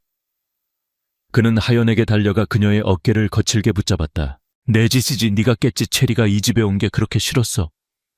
그래서 이런 짓까지 하는 거야. 그의 눈은 분노로 이글거렸다. 아니에요. 저는 안 그랬어요. 아가씨가 혼자. 시끄러워. 내 말을 누가 믿어. 감히 우리 집 보물에 손을 대. 막내 시완도 가세했다. 이 집에서 네가 기생하는 것만으로도 감지덕지해야 할 판에 감히 분수를 모르고 이런 짓을 벌여. 하연은 필사적으로 고개를 저었지만 아무도 그녀의 말을 들으려 하지 않았다. 세 형제의 분노와 윤 여사의 날카로운 비난, 그리고 한채리의 교활한 눈물이 한데 엉켜 그녀를 거대한 파도처럼 덮쳤다. 마지막 결정타를 날린 것은 첫째 진우였다. 그는 차갑게 가라앉은 목소리로 선언했다. 그동안 아버지가 남기신 정을 생각해서 널 거두었지만 더는 안 되겠다. 넌 이 집안의 암적인 존재야. 당장 이 집에서 나가. 네, 도련님. 하연의 눈에 처음으로 눈물이 고였다. 갈 곳이 없는 그녀에게 나가라는 말은 사형 선고나 다름없었다. 내 말이 말 같지 않아. 당장. 짐 챙길 것도 없어. 몸만 나가. 그때 창밖에서 천둥이 치며 장대비가 쏟아지기 시작했다. 하연은 필사적으로 매달렸다. 제발요. 제가 아니에요. 정말이에요. 하지만 그들은 냉정했다. 하인들이 달려와 하연의 팔을 붙잡고 그녀를 현관 밖으로 끌어냈다. 그녀의 애원은 빗소리에 묻혀버렸다. 쾅! 육중한 현관문이 그녀의 등 뒤에서 닫혔다. 한순간에 그녀가 10년 넘게 살아온 세상이 그녀를 내쫓았다. 억수같이 쏟아지는 비를 온몸으로 맞으며 하연은 닫힌 문 앞에 주저앉았다. 따뜻한 불빛이 새어나오는 저택 안에서는 어떤 일이 벌어지고 있을까? 그들은 아마도 문제를 해결했다는 듯 안도하며 울고 있는 한채리를 다정하게 위로해주고 있겠지. 하연은 주먹을 꽉 쥐었다. 손바닥에 날카로운 통증이 느껴졌다. 그녀는 자신도 모르게 깨진 다랑아리의 가장 날카로운 사금팔이 한 조각을 쥐고 있었다. 하얀 사기 조각 위로 붉은 피가 빗물과 함께 흘러내렸다. 억울한 배신감 그리고 지독한 외로움. 그녀는 소리내어 울 힘조차 없었다. 세상에 완전히 혼자 버려졌다는 절망감이 그녀의 온몸을 차갑게 휘감았다. 거대한 백가문의 저택문 앞에서 한 소녀는 그렇게 폭풍우 속에 버려졌다. 폭우는 그칠 기미를 보이지 않았다. 칠흑 같은 어둠 속에서 신하연은 목적지 없이 걷고 또 걸었다. 온몸은 비에 젖어 차갑게 식어갔고 얇은 옷은 축축한 넝마처럼 몸에 달라붙었다. 심장은 배신감과 억울함으로 조각나 있었지만 그녀의 눈에서는 더 이상 눈물이 흐르지 않았다.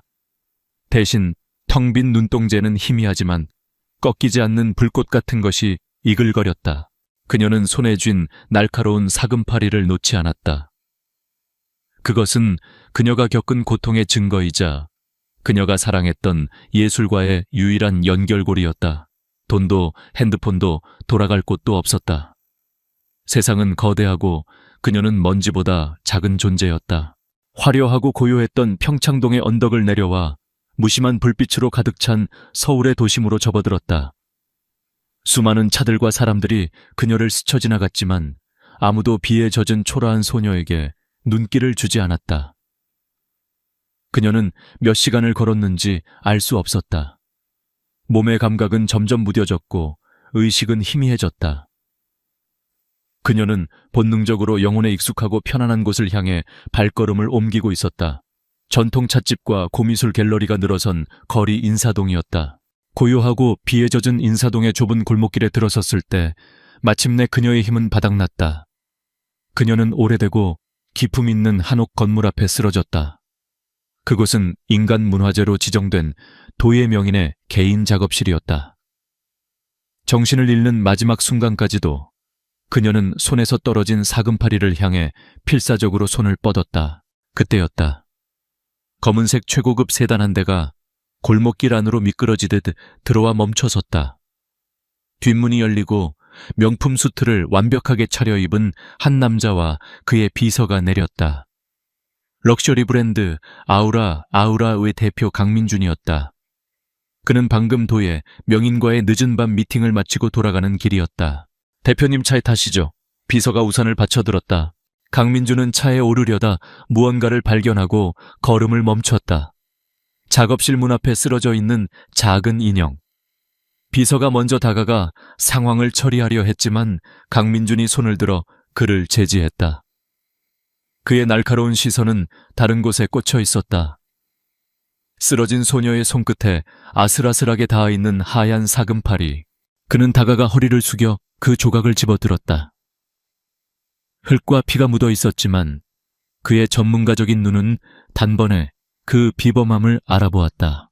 흠잡을 데 없이 고운 태토 완벽한 유약의 발림, 그리고 종이처럼 얇게 빚어낸 두께. 이것은 결코 평범한 사기 조각이 아니었다. 깨지기 전에는 분명 국보급의 걸작이었을 터. 그는 시선을 돌려 소녀의 손을 보았다. 흙투성이었지만 길고 가느다란 손가락은 분명 예술가의 손이었다. 재능을 세상 그 무엇보다 귀하게 여기는 남자 강민준은 즉시 결정을 내렸다. 김 비서, 이 사람 병원으로 옮겨. 조용하고 깨끗한 1인실로. 다음날 하연은 낯선 병실에서 눈을 떴다. 깨끗한 시트와 희미한 소독약 냄새. 어젯밤의 일이 꿈처럼 아득하게 느껴졌다. 그때 병실 문이 열리고 한 남자가 들어왔다. 어둠 속에서 얼핏 보았던 차갑지만 비현실적으로 잘생긴 남자였다. 강민준이었다. 그는 그녀의 과거를 묻거나 동정심을 보이지 않았다. 그는 곧장 본론으로 들어갔다. 그는 테이블 위에 어젯밤에 그 사금파리 조각을 올려놓았다. 이거 당신이 만든 겁니까? 하연은 경계심과 두려움으로 가득 찬 눈으로 그를 바라보았다. 하지만 사금파리와 그의 눈에 담긴 순수한 전문가적 호기심을 보자 그녀는 저도 모르게 아주 작게 고개를 끄덕였다.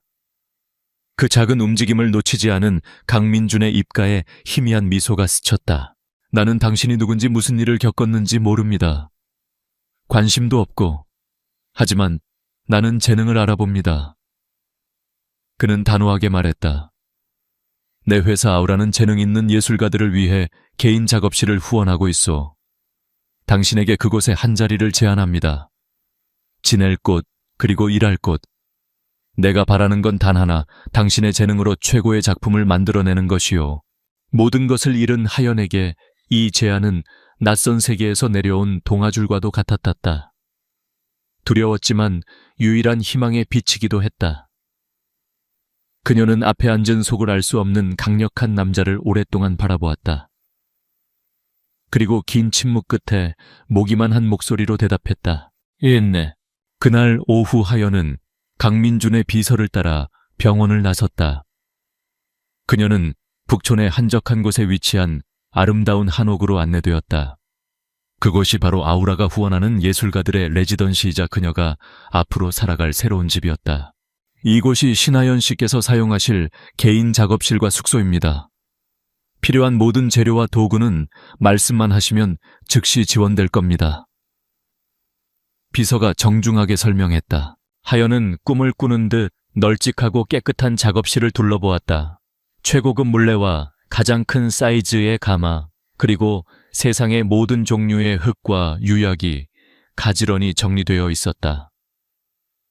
백가문의 낡고 냄새나는 창고와는 비교도 되지 않는 예술가를 위한 완벽한 천국이었다. 그녀는 그곳에서 며칠을 보냈다. 처음에는 모든 것이 낯설고 불안했지만 흙을 만지기 시작하자 모든 두려움이 사라졌다. 그녀는 마치 물 만난 고기처럼 작업에 몰두했다. 먹는 것도 자는 것도 잊은 채 오직 흙을 빚고 유약을 바르고 가마에 불을 지피는 일에만 집중했다. 그녀의 내면에 억눌려 있던 모든 슬픔과 분노, 그리고 예술에 대한 갈증이 손끝에서 폭발하여 새로운 형태로 태어났다. 며칠 후 강민준이 예고 없이 작업실을 찾아왔다. 하연은 마침 밤샘 작업 끝에 완성된 첫 작품을 가마에서 꺼내고 있었다. 그것은 다랑알이었다. 깨져버린 백가문의 보물과는 다른 그녀만의 숨결이 담긴 작품이었다. 완벽한 원형은 아니었지만 오히려 그 불완전함이 살아있는 듯한 생명력을 뿜어냈다. 표면에는 은은한 푸른빛이 감돌았고 밤하늘의 성운처럼 신비로운 무늬가 새겨져 있었다. 강민주는 말없이 다가와 그 다랑아리를 조심스럽게 들어올렸다. 그는 오랫동안 작품을 감상했다. 그의 표정은 읽을 수 없었지만 그의 눈빛은 그 어느 때보다 강렬하게 빛나고 있었다. 이름이 뭐여? 그가 나지막이 물었다. 눈물입니다. 하연이 작은 목소리로 대답했다. 눈물이라. 그는 작품을 내려놓고 그녀를 바라보았다. 슬픔 속에서 이런 아름다움을 길어 올릴 수 있는 사람이라면 당신은 이미 진짜 예술가요. 그는 더 이상 아무 말도 하지 않고 작업실을 나갔다. 하지만 그날 이후 하연은 더 이상 혼자가 아니었다. 그녀는 자신의 재능을 알아보고 믿어주는 단 한 사람을 얻었다. 폭풍우 치던 밤 절망의 끝에서 만난 차가운 남자는 그녀의 얼어붙은 세상에 빛을 가져다준 유일한 구원자였다. 그녀의 방역은 아직 시작되지 않았지만 세상에서 가장 강력한 아군을 얻은 그녀는 이미 절반의 승리를 거둔 것이나 다름없었다. 시간은 흙이가마 속에서 단단한 도자기로 변하듯 조용히 흘러갔다. 몇 달 후 신하연은 더 이상 폭풍우 치던 밤에 상처 입은 소녀가 아니었다. 북촌의 고즈넉한 한옥 작업실은 온전히 그녀의 왕국이 되었다. 흙을 만지고 물레를 돌리고 불을 다스리는 동안 그녀는 잃어버렸던 자신의 목소리와 자신감을 되찾았다. 늘 주눅 들어있던 어깨는 활짝 펴졌고 텅 비어있던 눈동자는 예술가의 총기와 생기가 가득했다. 그녀의 재능은 억압의 빗장이 풀리자 봇물 터지듯 폭발했다. 그녀의 손에서 태어나는 작품들은 경이로움 그 자체였다. 전통적인 청자의 비색, FAC에 현대적인 추상 무늬를 새겨 넣었고 분청사기의 거친 질감에 미니멀리즘적인 형태를 결합하여 고대와 현대를 아우르는 독창적인 작품 세계를 구축했다. 그녀가 빚어내는 백자는 순수함의 결정체였으며 그 안에는 슬픔을 이겨낸 자의 고요한 힘이 담겨 있었다. 그녀는 과거의 명인들을 모방하는 것이 아니라 자신만의 새로운 길을 개척하고 있었다. 강민준의 총애는 독특한 방식으로 이루어졌다. 그는 그녀에게 보석이나 명품 옷을 사주는 대신 최고의 예술적 환경을 제공했다. 전국 각지에서 구한 희귀한 테토, 타이투가 그녀의 작업실로 배달되었고 구하기 힘든 고미술 서적들이 그녀의 책상 위에 쌓였다. 그는 그녀의 창작 활동에 그 어떤 방해도 없도록 완벽한 고독과 자유를 보장해 주었다. 그의 방문은 잦지 않았고 언제나 비즈니스처럼 보였다. 하지만 그의 존재감은 컸다. 그는 빈말로 칭찬하지 않았다. 대신 작품의 본질을 꿰뚫는 질문을 던졌다. 왜 이 유약을 선택했소? 이 작품에 그리움이라는 감정을 불어넣는군. 이 굽의 형태는 의도적으로 불안정하게 만든 건가? 마치 금방이라도 날아오를 것 같은 긴장감을 주는군. 그는 그녀의 기술 너머에 있는 철학을 읽어냈고 그녀의 예술을 진정으로 이해했다. 하연은 그럴 때마다 자신의 영혼을 알아주는 단 한 사람을 만났다는 사실에 전율했다. 어느 날 밤 강민주는 예고 없이 작업실을 찾았다. 하연은 며칠간의 밤샘 작업 끝에 막 새로운 작품들을 완성하고 지쳐 있었다. 작업실은 그녀가 빚어낸 경이로운 도자기들로 가득 차 마치 작은 박물관 같았다. 그녀는 흙먼지가 묻은 것도 잊은 채 테이블에 엎드려 잠들어 있었다. 강민주는 잠시 그녀의 모습을 말없이 바라보았다. 그리고 조용히 발걸음을 돌려 밖으로 나갔다. 잠시 후 그는 따뜻한 죽과 차가 담긴 쟁반을 들고 돌아왔다. 그는 소리 없이 그것을 그녀의 옆 테이블에 내려놓고 자신의 재킷을 벗어 그녀의 어깨 위에 덮어주었다. 그 어떤 말보다 더 따뜻한 조용한 배려였다. 잠에서 깬 하연은 어깨 위의 재킷과 온기가 남은 죽을 보고 가슴속 깊은 곳에서부터 뜨거운 무언가가 차오르는 것을 느꼈다. 그녀의 재능은 아우라 레지던시에 함께 있는 다른 예술가들과 인근의 도예 명인에게도 금세 알려졌다. 처음에는 CEO의 특별한 관심을 받는 이 어린 소녀에 대해 의심의 눈초리를 보내던 그들이었지만 그녀의 작품을 보고 그녀의 지독한 노력과 열정을 목격한 후에는 모두가 혀를 내둘렀다. 그들은 시기심 대신 경외심과 존경심을 표했다. 하연은 오직 실력만으로 자신의 자리를 증명해냈다. 하연과 민준의 관계는 그렇게 서서히 깊어지고 있었다. 그는 그녀에게서 단순히 재능 있는 예술가가 아닌 역경을 딛고 일어선 강인하고 아름다운 한 여자를 보기 시작했다. 그녀는 그의 차가운 CEO의 가면 뒤에 숨겨진 따뜻함과 예술에 대한 뜨거운 열정을 발견하기 시작했다. 어느 날 하연은 그에 대한 감사의 표시로 특별한 찻잔 세트를 만들었다. 그녀의 작품 중에서도 가장 맑고 투명한 백자였다. 군더더기 없는 형태에 그녀의 지문이 희미하게 남아있어 세상에 단 하나뿐인 특별함을 더했다. 그녀는 그것을 정성스럽게 포장하여 김비서를 통해 그에게 보냈다. 선물을 받은 강민준의 반응은 예상 밖이었다. 그는 그날 오후에 모든 회의를 취소했다. 그리고 최고급 닭이 세트와 귀한 차를 들고 직접 그녀의 작업실을 찾아왔다. 이 찻잔에 어울리는 첫 차는 만든 사람과 함께 마셔야 할 것 같아서 그는 서투르지만 정성스러운 손길로 차를 우려냈다. 작업실 안에는 향긋한 차 향기가 퍼져나갔다. 그는 첫 잔을 그녀에게 건넸다. 두 사람은 말없이 흙과 나무로 가득한 작업실 안에서 차를 마셨다. 비즈니스와 사적인 감정의 경계가 허물어지는 조용하고 충만한 순간이었다. 하연은 처음으로 백가문에서 느꼈던 서름이나 지금의 감사함을 넘어 한 남자로서 그에게 가슴이 두근거리는 것을 느꼈다. 그날 저녁 자신의 사무실로 돌아온 강민주는 결심을 굳혔다. 그는 책상 위에 찻잔을 들어 빛에 비춰보았다.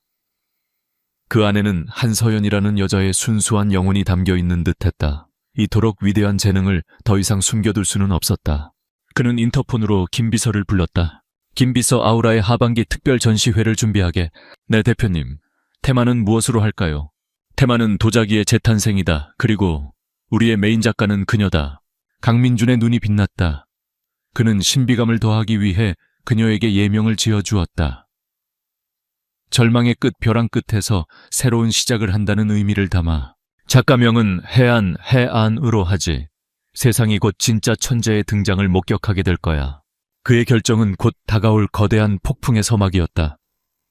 세상이 모두 등을 돌렸던 한 소녀가 세상의 중심에 화려하게 등장할 시간이 다가오고 있었다. 그리고 그 무대에 막을 올리는 사람은 그녀의 가치를 가장 먼저 알아본 남자 강민준이었다. 신하연이 떠나간 백가문의 저택은 영혼을 잃어버린 껍데기 같았다. 처음 한두 달은 아무도 그 변화를 눈치채지 못했다. 하지만 시간이 지날수록 그녀의 부재는 집안 곳곳에서 마치 보이지 않는 곰팡이처럼 피어났다. 언제나 완벽하게 정돈되어 있던 서재는 먼지가 쌓이기 시작했고 세 형제의 취향에 맞춰 매일 바뀌던 아침 식단은 평범하고 단조로워졌다. 새로 들어온 하인들은 우왕좌왕했고 집안의 시스템은 삐걱거렸다. 신하연은 그저 얹혀 사는 고아 소녀가 아니었다. 그녀는 이 거대한 저택을 조용히 그리고 완벽하게 지탱하던 중심축이었다.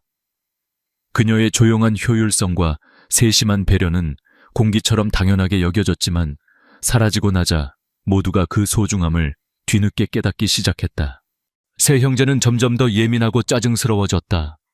그리고 그들의 짜증의 화살은 종종 집안의 새로운 안주인 행세를 하는 한채리에게로 향했다. 하연을 쫓아낸 후 한채리는 승리감에 도취했다.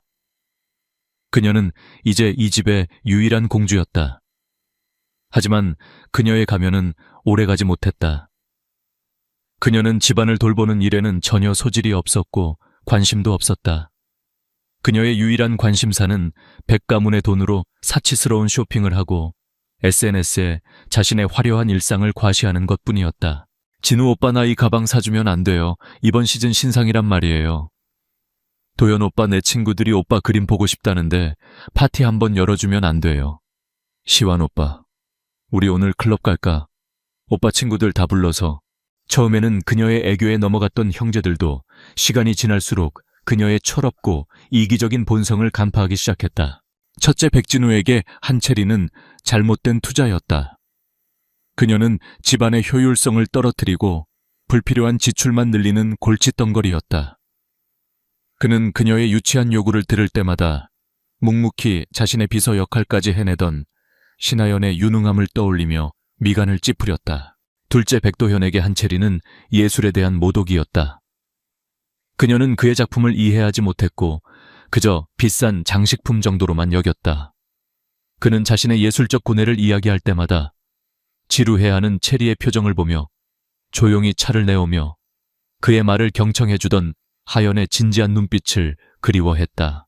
막내 백시완에게 한채리는 유통기한이 지난 장난감이었다. 처음의 신선함은 사라지고 그녀의 끝없는 드라마와 집착은 이제 귀찮고 지겨울 뿐이었다. 그는 체리가 매달릴 때마다 적당한 거리를 유지하며 결코 자신을 귀찮게 하지 않았던 하연의 현명함을 생각했다.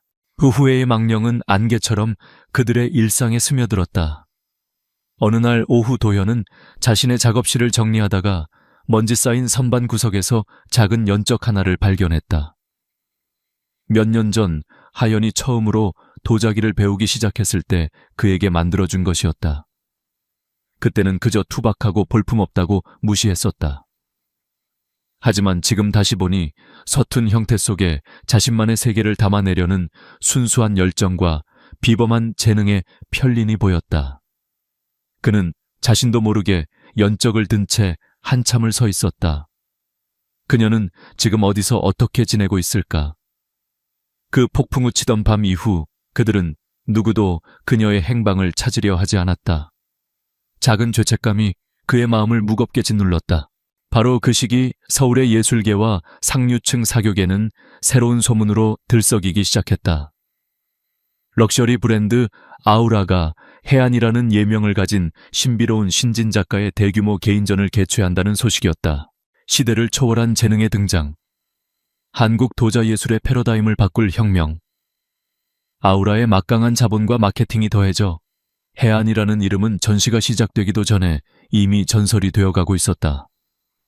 아우라가 공개한 몇 장의 프리뷰 이미지는 사람들의 궁금증을 더욱 증폭시켰다. 이미지 속 도자기들은 한 번도 본 적 없는 고요하지만 강렬한 힘을 뿜어내고 있었다. 이 소문은 당연히 백가문 형제들의 귀에도 들어갔다. 첫째 진우는 이것을 중요한 비즈니스 및 문화 이벤트로 여겼다. 아우라의 대표 강민준과 안면을 트고 재계의 동향을 파악하기 위해 반드시 참석해야 할 자리였다. 막내 시와는 그저 서울에서 가장 핫한 파티라는 이유만으로 흥미를 보였다. 새로운 여자들을 만날 기회이기도 했다. 가장 깊이 빠져든 것은 둘째 도현이었다. 그는 프리뷰 이미지를 보고 숨을 멈췄다. 그 조형미, 그 유약의 색감. 어딘가 익숙하면서도 완전히 새로운 스타일이었다. 특히 눈물이라는 제목의 달항아리 사진 앞에서 그는 한참 동안 눈을 떼지 못했다. 그는 예술가로서 이 미지의 천재를 직접 만나고 그 작품을 눈으로 확인해야 한다는 강렬한 충동에 사로잡혔다. 한채리 역시 이 소식을 들었다. 아우라의 강민준 대표가 직접 후원하는 젊고 아름다운 여성 예술가. 그녀는 본능적인 위기감을 느꼈다. 백가문에서의 자신의 위치가 생각만큼 견고하지 않다는 것을 느끼고 있던 참이었다. 그녀는 이 새로운 라이벌이 사교계에 등장하기 전에 자신의 자리를 굳혀야 한다고 생각했다. 그녀는 형제들에게 더욱 필사적으로 매달리며 그들의 마음을 사로잡기 위해 안간힘을 썼다. 며칠 후 백가문의 저택으로 아우라의 전시회 VVIP 초대장이 도착했다. 칠흑 같은 검은색 봉투에 금박으로 찍힌 아우라 로고는 그 자체로 권위를 상징했다. 우리도 가야지. 요즘 이 전시회 얘기뿐이던데. 윤 여사가 말했다. 그렇게 그들의 운명이 결정되었다. 각자 다른 이유와 다른 마음을 품은 채 그들은 모두 전시회에 참석하기로 했다. 그들은 자신들이 그곳에서 누구를 마주하게 될지, 그리고 그 만남이 얼마나 잔인한 후회의 시작이 될지 전혀 알지 못했다. 바람의 방향은 이미 바뀌어 있었다. 그들이 버렸던 과거가 이제 거대한 파도가 되어 그들을 향해 밀려오고 있었다. 아우라 갤러리에서 열리는 해안 작가의 첫 개인전 오프닝 나잇은 서울 사교계 전체를 들썩이게 만든 금세기 최고의 이벤트였다. 갤러리가 위치한 청담동 거리는 최고급 외제차들로 마비되었고 입구에는 대한민국 상위 1%의 재벌 정치인, 유명 연예인들이 끝없이 이어졌다. 갤러리 내부는 하얀 벽과 미니멀한 조명으로 꾸며져 오직 작품만이 주인공이 될 수 있도록 설계되었다. 샴페인을 든 사람들의 나직한 대화와 클래식 선율 속에서 모두의 시선은 벽에 걸린 경이로운 도자기들에 고정되어 있었다. 백가문 사람들도 그 인파 속에 섞여 있었다. 윤 여사와 한채리는 가장 화려한 드레스를 입고 마치 자신들이 이 파티의 주인공인 양 주변을 의식하며 걸었다. 특히 한채리는 어떻게든 강민준 대표에게 접근해 눈도장을 찍을 생각에 안달이 나 있었다. 하지만 세 형제는 다른 곳에 정신이 팔려 있었다. 그들은 입구에 들어서는 순간부터 갤러리를 가득 채운 작품들의 압도적인 아우라에 숨을 멈췄다. 첫째 백진우는 냉철한 사업가의 눈으로 작품들을 훑었다. 그는 예술의 조예가 깊지 않았지만 이 작품들이 가진 상업적 가치와 문화적 파급력을 단번에 알아보았다. 이것은 단순한 도자기가 아니었다. 아우라라는 브랜드를 한 단계 더 격상시킬 강력한 문화 자산이었다. 그는 이 미지의 천재를 발굴해낸 강민준의 안목에 감탄하며 동시에 그를 놓친 자신들의 어리석음을 곱씹었다. 막내 백시와는 그저 놀라워했다. 그는 작품의 깊이는 몰랐지만 이곳에 모인 모든 사람들이 이 도자기들에 대해 경탄하며 이야기하는 것을 보았다. 그는 자신이 무시하고 내쫓았던 그림자가 살던 세계와는 완전히 다른 강력하고 매혹적인 세계의 힘을 느끼고 있었다. 가장 큰 충격을 받은 것은 둘째, 백도현이었다. 그는 예술가로서 영혼의 전율을 느꼈다. 그는 작품 하나하나를 따라 천천히 걸으며 마치 오랜 친구와 재회한 듯한 기분에 휩싸였다. 특히 갤러리 중앙에 단독으로 전시된 달항아리 눈물 앞에 섰을 때 그는 움직일 수 없었다. 그 불완전한 둥근 형태, 푸른빛이 감도는 신비로운 유약의 색감. 그것은 자신이 잃어버린 다랑아리에 대한 오마주이자 그것을 뛰어넘는 완벽한 재해석이었다. 그는 이 작품을 만든 사람의 영혼이 자신이 아주 잘 알고 있는 누군가의 영혼과 닮아 있다고 느꼈다. 지독한 슬픔과 고독을 이겨내고 그것을 아름다움으로 승화시킨 강인한 영혼. 그는 자신도 모르게 손을 뻗어 작품을 만져보고 싶은 충동에 사로잡혔다. 도연 오빠 여기서 뭐해, 재미없어. 한채리가 다가와 그의 팔을 잡아 끌었다. 도연은 처음으로 그녀의 손을 뿌리쳤다. 조용히 해, 여긴 네가 떠들 곳이 아니야. 그의 목소리는 얼음장처럼 차가웠다. 드디어 파티의 하이라이트가 다가왔다. 갤러리 중앙에 마련된 작은 단상으로 사회자가 올라섰고 모든 조명이 그곳으로 집중되었다. 장내가 조용해졌다.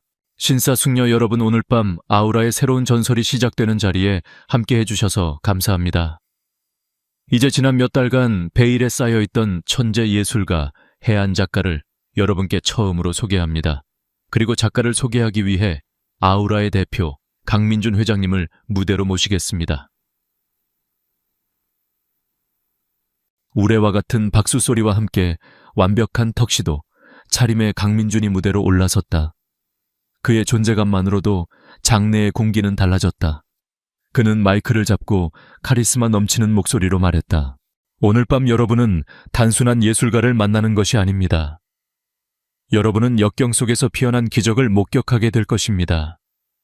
그녀는 자신의 상처를 예술로 치유했고 이제 그 예술로 세상을 치유할 것입니다. 여러분, 뜨거운 박수로 맞아주십시오. 작가 해안. 강민준이 무대 뒤쪽을 향해 손을 뻗었다. 모든 사람의 시선이 그곳으로 향했다. 백가문 사람들 역시 숨을 죽인 채 무대를 바라보았다. 어둠 속에서 한 여자가 천천히 걸어 나왔다.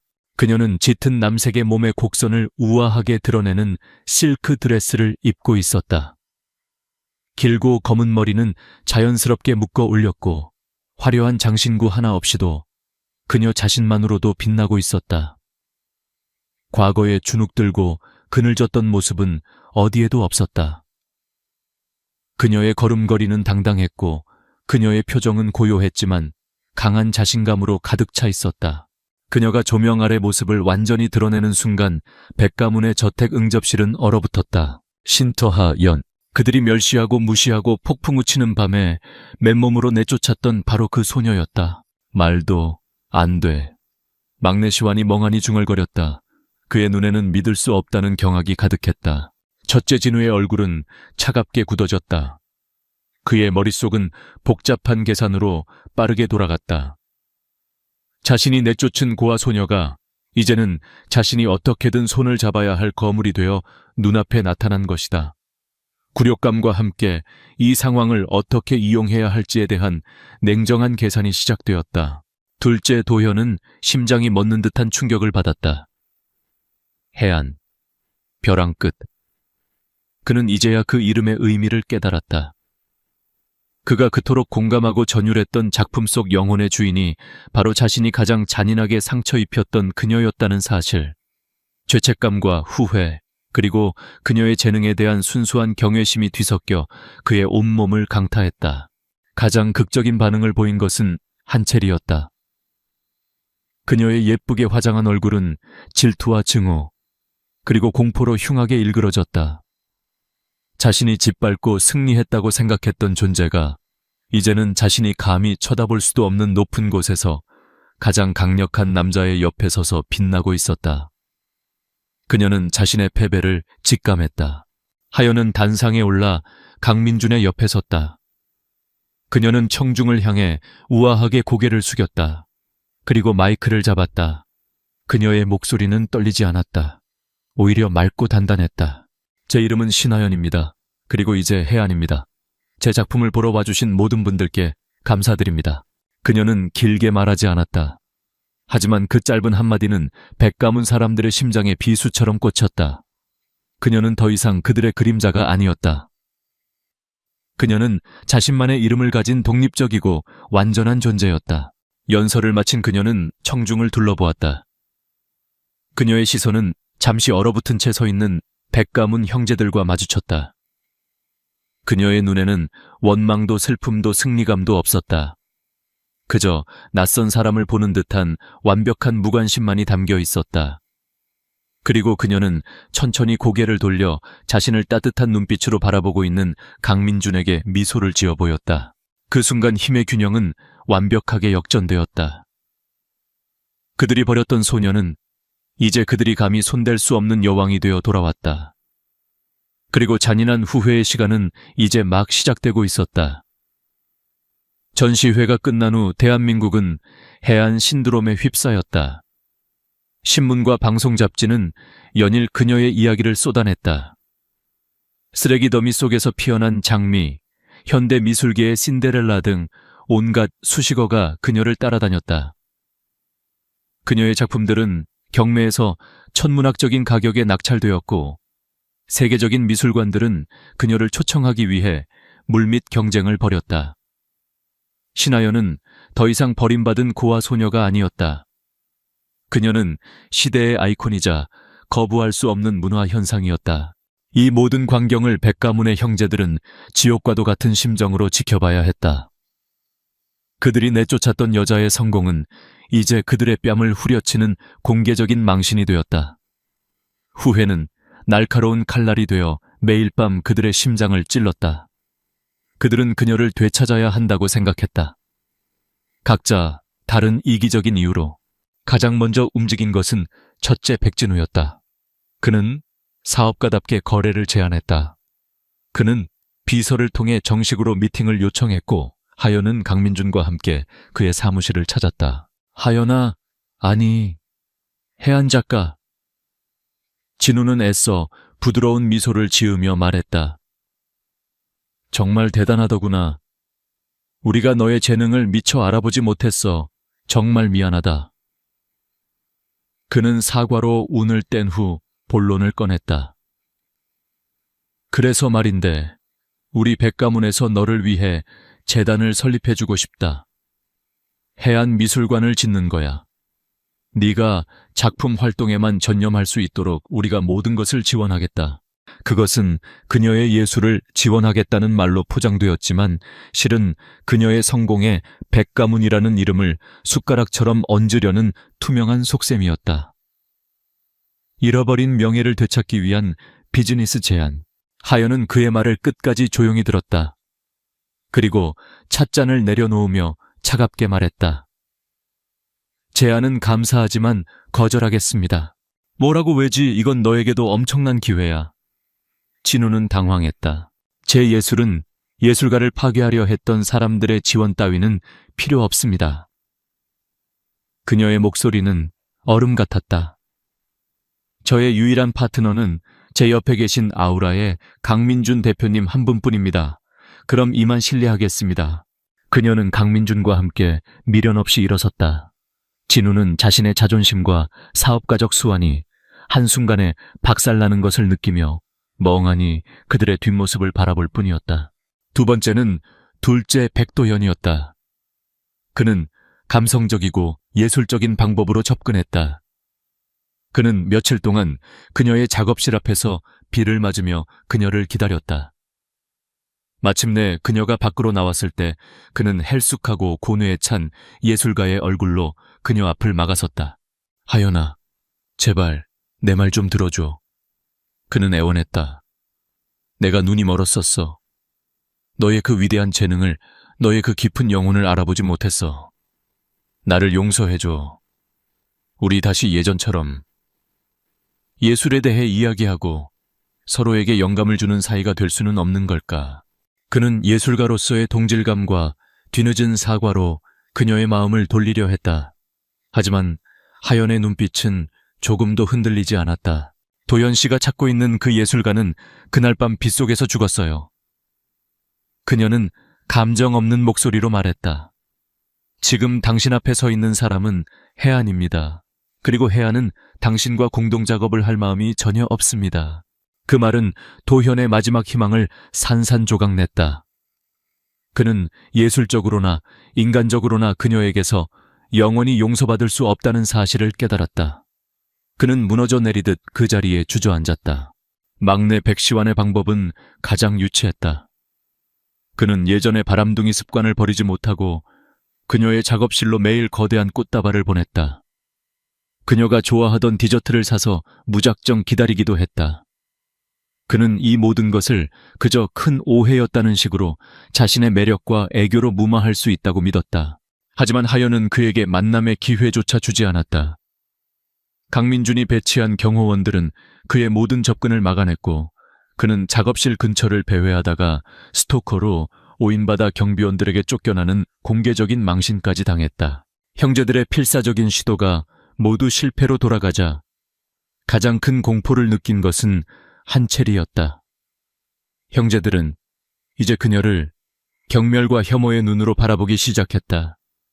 그녀는 자신이 곧 이 집에서 쫓겨날 것이라는 위기감에 사로잡혔다. 이성을 잃은 그녀는 마지막 발악을 하기로 결심했다. 내가 가질 수 없다면 부숴버리겠어. 그녀는 뒷골목의 심부름 센터에 돈을 주고 사람을 고용했다. 목표는 신하연의 작업실에 몰래 들어가 곧 있을 해외 특별전에 출품할 그녀의 새로운 작품들을 모두 박살내는 것이었다. 하지만 그 계획은 어설프고 멍청하기 짝이 없었다. 강민주는 이미 이런 식의 방해 공작을 예상하고 있었다. 그는 하연의 작업실 주변에 군사시설 수준의 최첨단 보안 시스템을 설치해 두었다. 고용된 침입자는 담을 넘자마자 경보 시스템에 발각되었고 출동한 경호팀에게 현장에서 즉시 체포되었다. 그는 약간의 신문만으로도 자신을 고용한 사람이 한채리라는 사실을 모두 실토했다. 강민주는 이 증거를 조용히 경찰에 넘기지 않았다. 그는 언론을 이용해 이 추악한 사건을 세상에 터뜨렸다. 다음 날 모든 언론사의 사회면 한 면은 같은 기사로 도배되었다. 천재도예가 해안 의붓 자매의 질투로 작품 파손 위기, 충격적인 범행 동기, 기사와 함께 침입자가 체포되는 장면이 담긴 CCTV 영상과 그의 자백 내용이 공개되었다. 파장은 엄청났다.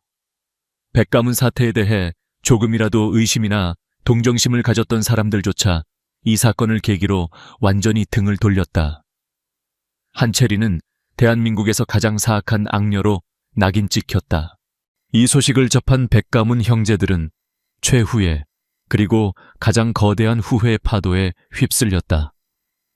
그들은 자신들이 진짜 보물 신하연을 내쫓고 그 자리에 사악하고 가치없는 가짜 한채리를 들였다는 사실을 깨달았다. 그들의 어리석은 선택이 결국 모든 것을 파멸로 이끌었다. 그날 저녁 세 형제는 거실에 모여 자신들의 어리석음이 만천에 공개되는 뉴스를 망연자실한 표정으로 보고 있었다. 화면 속에서는 한채리가 검찰에 소환되어 기자들에게 둘러싸여 있었다. 그들의 집, 그들의 이름은 이제 회복할 수 없는 오명과 스캔들의 대명사가 되었다. 그 어떤 용서를 빌 기회도 만회할 가능성도 이제는 영원히 사라졌다. 후회의 폭풍은 모든 것을 휩쓸고 지나가 그들의 삶에 폐허만을 남겼다. 한채리의 추악한 범행이 세상에 알려진 후 모든 것은 제자리를 찾아갔다. 그녀는 재물송 외교사 혐의로 법정에 섰고 결국 집행유예를 선고받았다. 하지만 법의 처벌보다 더 무서운 것은 사회적인 매장이었다. 백가문은 공식적으로 그녀와 그녀의 어머니와의 관계를 단절했고 두 모녀는 견디지 못하고 모든 것을 처분한 뒤 밤안개 속으로 사라지듯 종적을 감췄다. 백가문의 형제들은 거대하고 텅 빈 저택 안에 후회라는 이름의 감옥에 갇혔다. 그룹의 주가는 폭락했고 재계와 사교계에서 그들의 이름은 오만과 어리석음의 동의어가 되었다. 그들은 한때 자신들의 발 아래에 있던 세상을 이제는 고개 숙여 마주해야 했다. 어느 비오는 날 저녁 세 형제는 오랜만에 한자리에 모였다. 거실에는 무거운 침묵만이 흘렀다. 그들은 깨달았다. 그들이 한마음으로 한 소녀를 내쫓았던 그날 그들은 단순히 한 사람을 버린 것이 아니었다. 그들은 자신들의 집에서 온 길을 영혼을 그리고 행운을 내쫓았던 것이다. 그들이 평생을 안고 가야 할 돌이킬 수 없는 실수였다. 시간이 흘러 계절이 바뀌었다. 신하연, 이제는 세계적인 작가 해안의 삶은 눈부시게 빛나고 있었다. 뉴욕에서 열린 그녀의 첫 해외 개인전은 대성공을 거두었고 그녀의 이름은 이제 한국을 넘어 세계 미술계에 각인되었다. 그녀는 더 이상 과거의 상처에 얽매이지 않았다. 북촌의 아름다운 한옥은 그녀의 안식처이자 창작의 요람이 되었다. 어느 맑은 가을날 저녁 강민준이 그녀를 찾아왔다. 하지만 작업실이 아닌 레지던시의 아름다운 정원으로 그녀를 이끌었다. 정원에는 은은한 조명들이 나무마다 걸려 마치 밤하늘의 별들이 내려앉은 듯한 몽환적인 분위기를 자아내고 있었다. 오늘 할 이야기가 있어. 강민준이 평소보다 조금 긴장된 목소리로 말했다. 그는 그녀와 함께 정원을 천천히 걸었다. 그는 사업 파트너로서의 이야기부터 시작했다. 그녀가 자신에게 얼마나 큰 영감을 주었는지, 그녀의 예술이 아우라라는 브랜드를 어떻게 바꾸어 놓았는지에 대해 이야기했다. 나는 당신 덕분에 비즈니스 너머의 가치를 보게 되었소. 아름다움과 진정성이 가진 힘을 말이오. 그리고 그는 걸음을 멈추고 그녀를 마주 보았다. 그의 시선은 깊고 진지했다. 나는 당신에게 나의 집을 보여주고 싶소. 백가문의 그 차가운 저택이 아닌 나의 세상 말이오. 그는 말을 이었다. 그곳에 당신만을 위한 세상 최고의 작업실과 갤러리를 지어주고 싶소. 당신이 그 어떤 한계도 없이 마음껏 당신의 예술을 펼칠 수 있는 왕국을 만들어주고 싶소. 그의 말에 하연의 가슴이 뛰었다. 하지만 그의 진짜 이야기는 이제부터 시작이었다. 하지만 아무리 좋은 집도 그 안에 온기를 불어넣어줄 사람이 없다면 그저 차가운 건물일 뿐이요. 그리고 한 사람의 인생도 함께할 파트너가 없다면 공허할 뿐이지. 그는 그녀에게 한 걸음 더 다가와 그녀의 두 손을 잡았다. 그의 눈빛이 애틋하게 흔들렸다. 신하연 씨, 그리고 나의 작가 해안, 나와 파트너가 되어주겠소. 예술의 파트너로서, 그리고 인생의 파트너로서 나의 집을 당신의 집으로 만들어주고 나와 결혼해 주시겠소. 그는 주머니에서 작은 벨벳 상자를 꺼내 열었다. 그 안에는 다이아몬드 반지 대신 그녀의 다랑아리를 모티브로 한 세상에 단 하나뿐인 백금 반지가 고요하게 빛나고 있었다. 그가 직접 디자인한 반지였다. 하연의 눈에서 뜨거운 눈물이 흘러내렸다. 빗속에서 절망하던 소녀, 차가운 작업실에서 홀로 흙을 빚던 예술가. 그 모든 시간을 지나 그녀는 마침내 자신의 가치를 알아보고 자신의 모든 것을 사랑해주는 남자를 만났다. 그녀는 눈물과 함께 환하게 웃으며 고개를 끄덕였다. 네, 좋아요. 강민주는 반지를 그녀의 손가락에 끼워주고 그녀를 자신의 품에 가득 안았다. 멸시받던 소녀는 이제 자신의 운명을 개척한 여왕이 되었고 그녀의 옆에는 그녀의 왕국을 함께 만들어갈 든든한 왕이 있었다. 그들의 새로운 이야기는 이제 막 시작되고 있었다. 차가운 저택에서 쫓겨났던 소녀는 이제 사랑과 존중으로 가득 찬 세상에서 가장 따뜻한 자신만의 집을 찾은 것이다.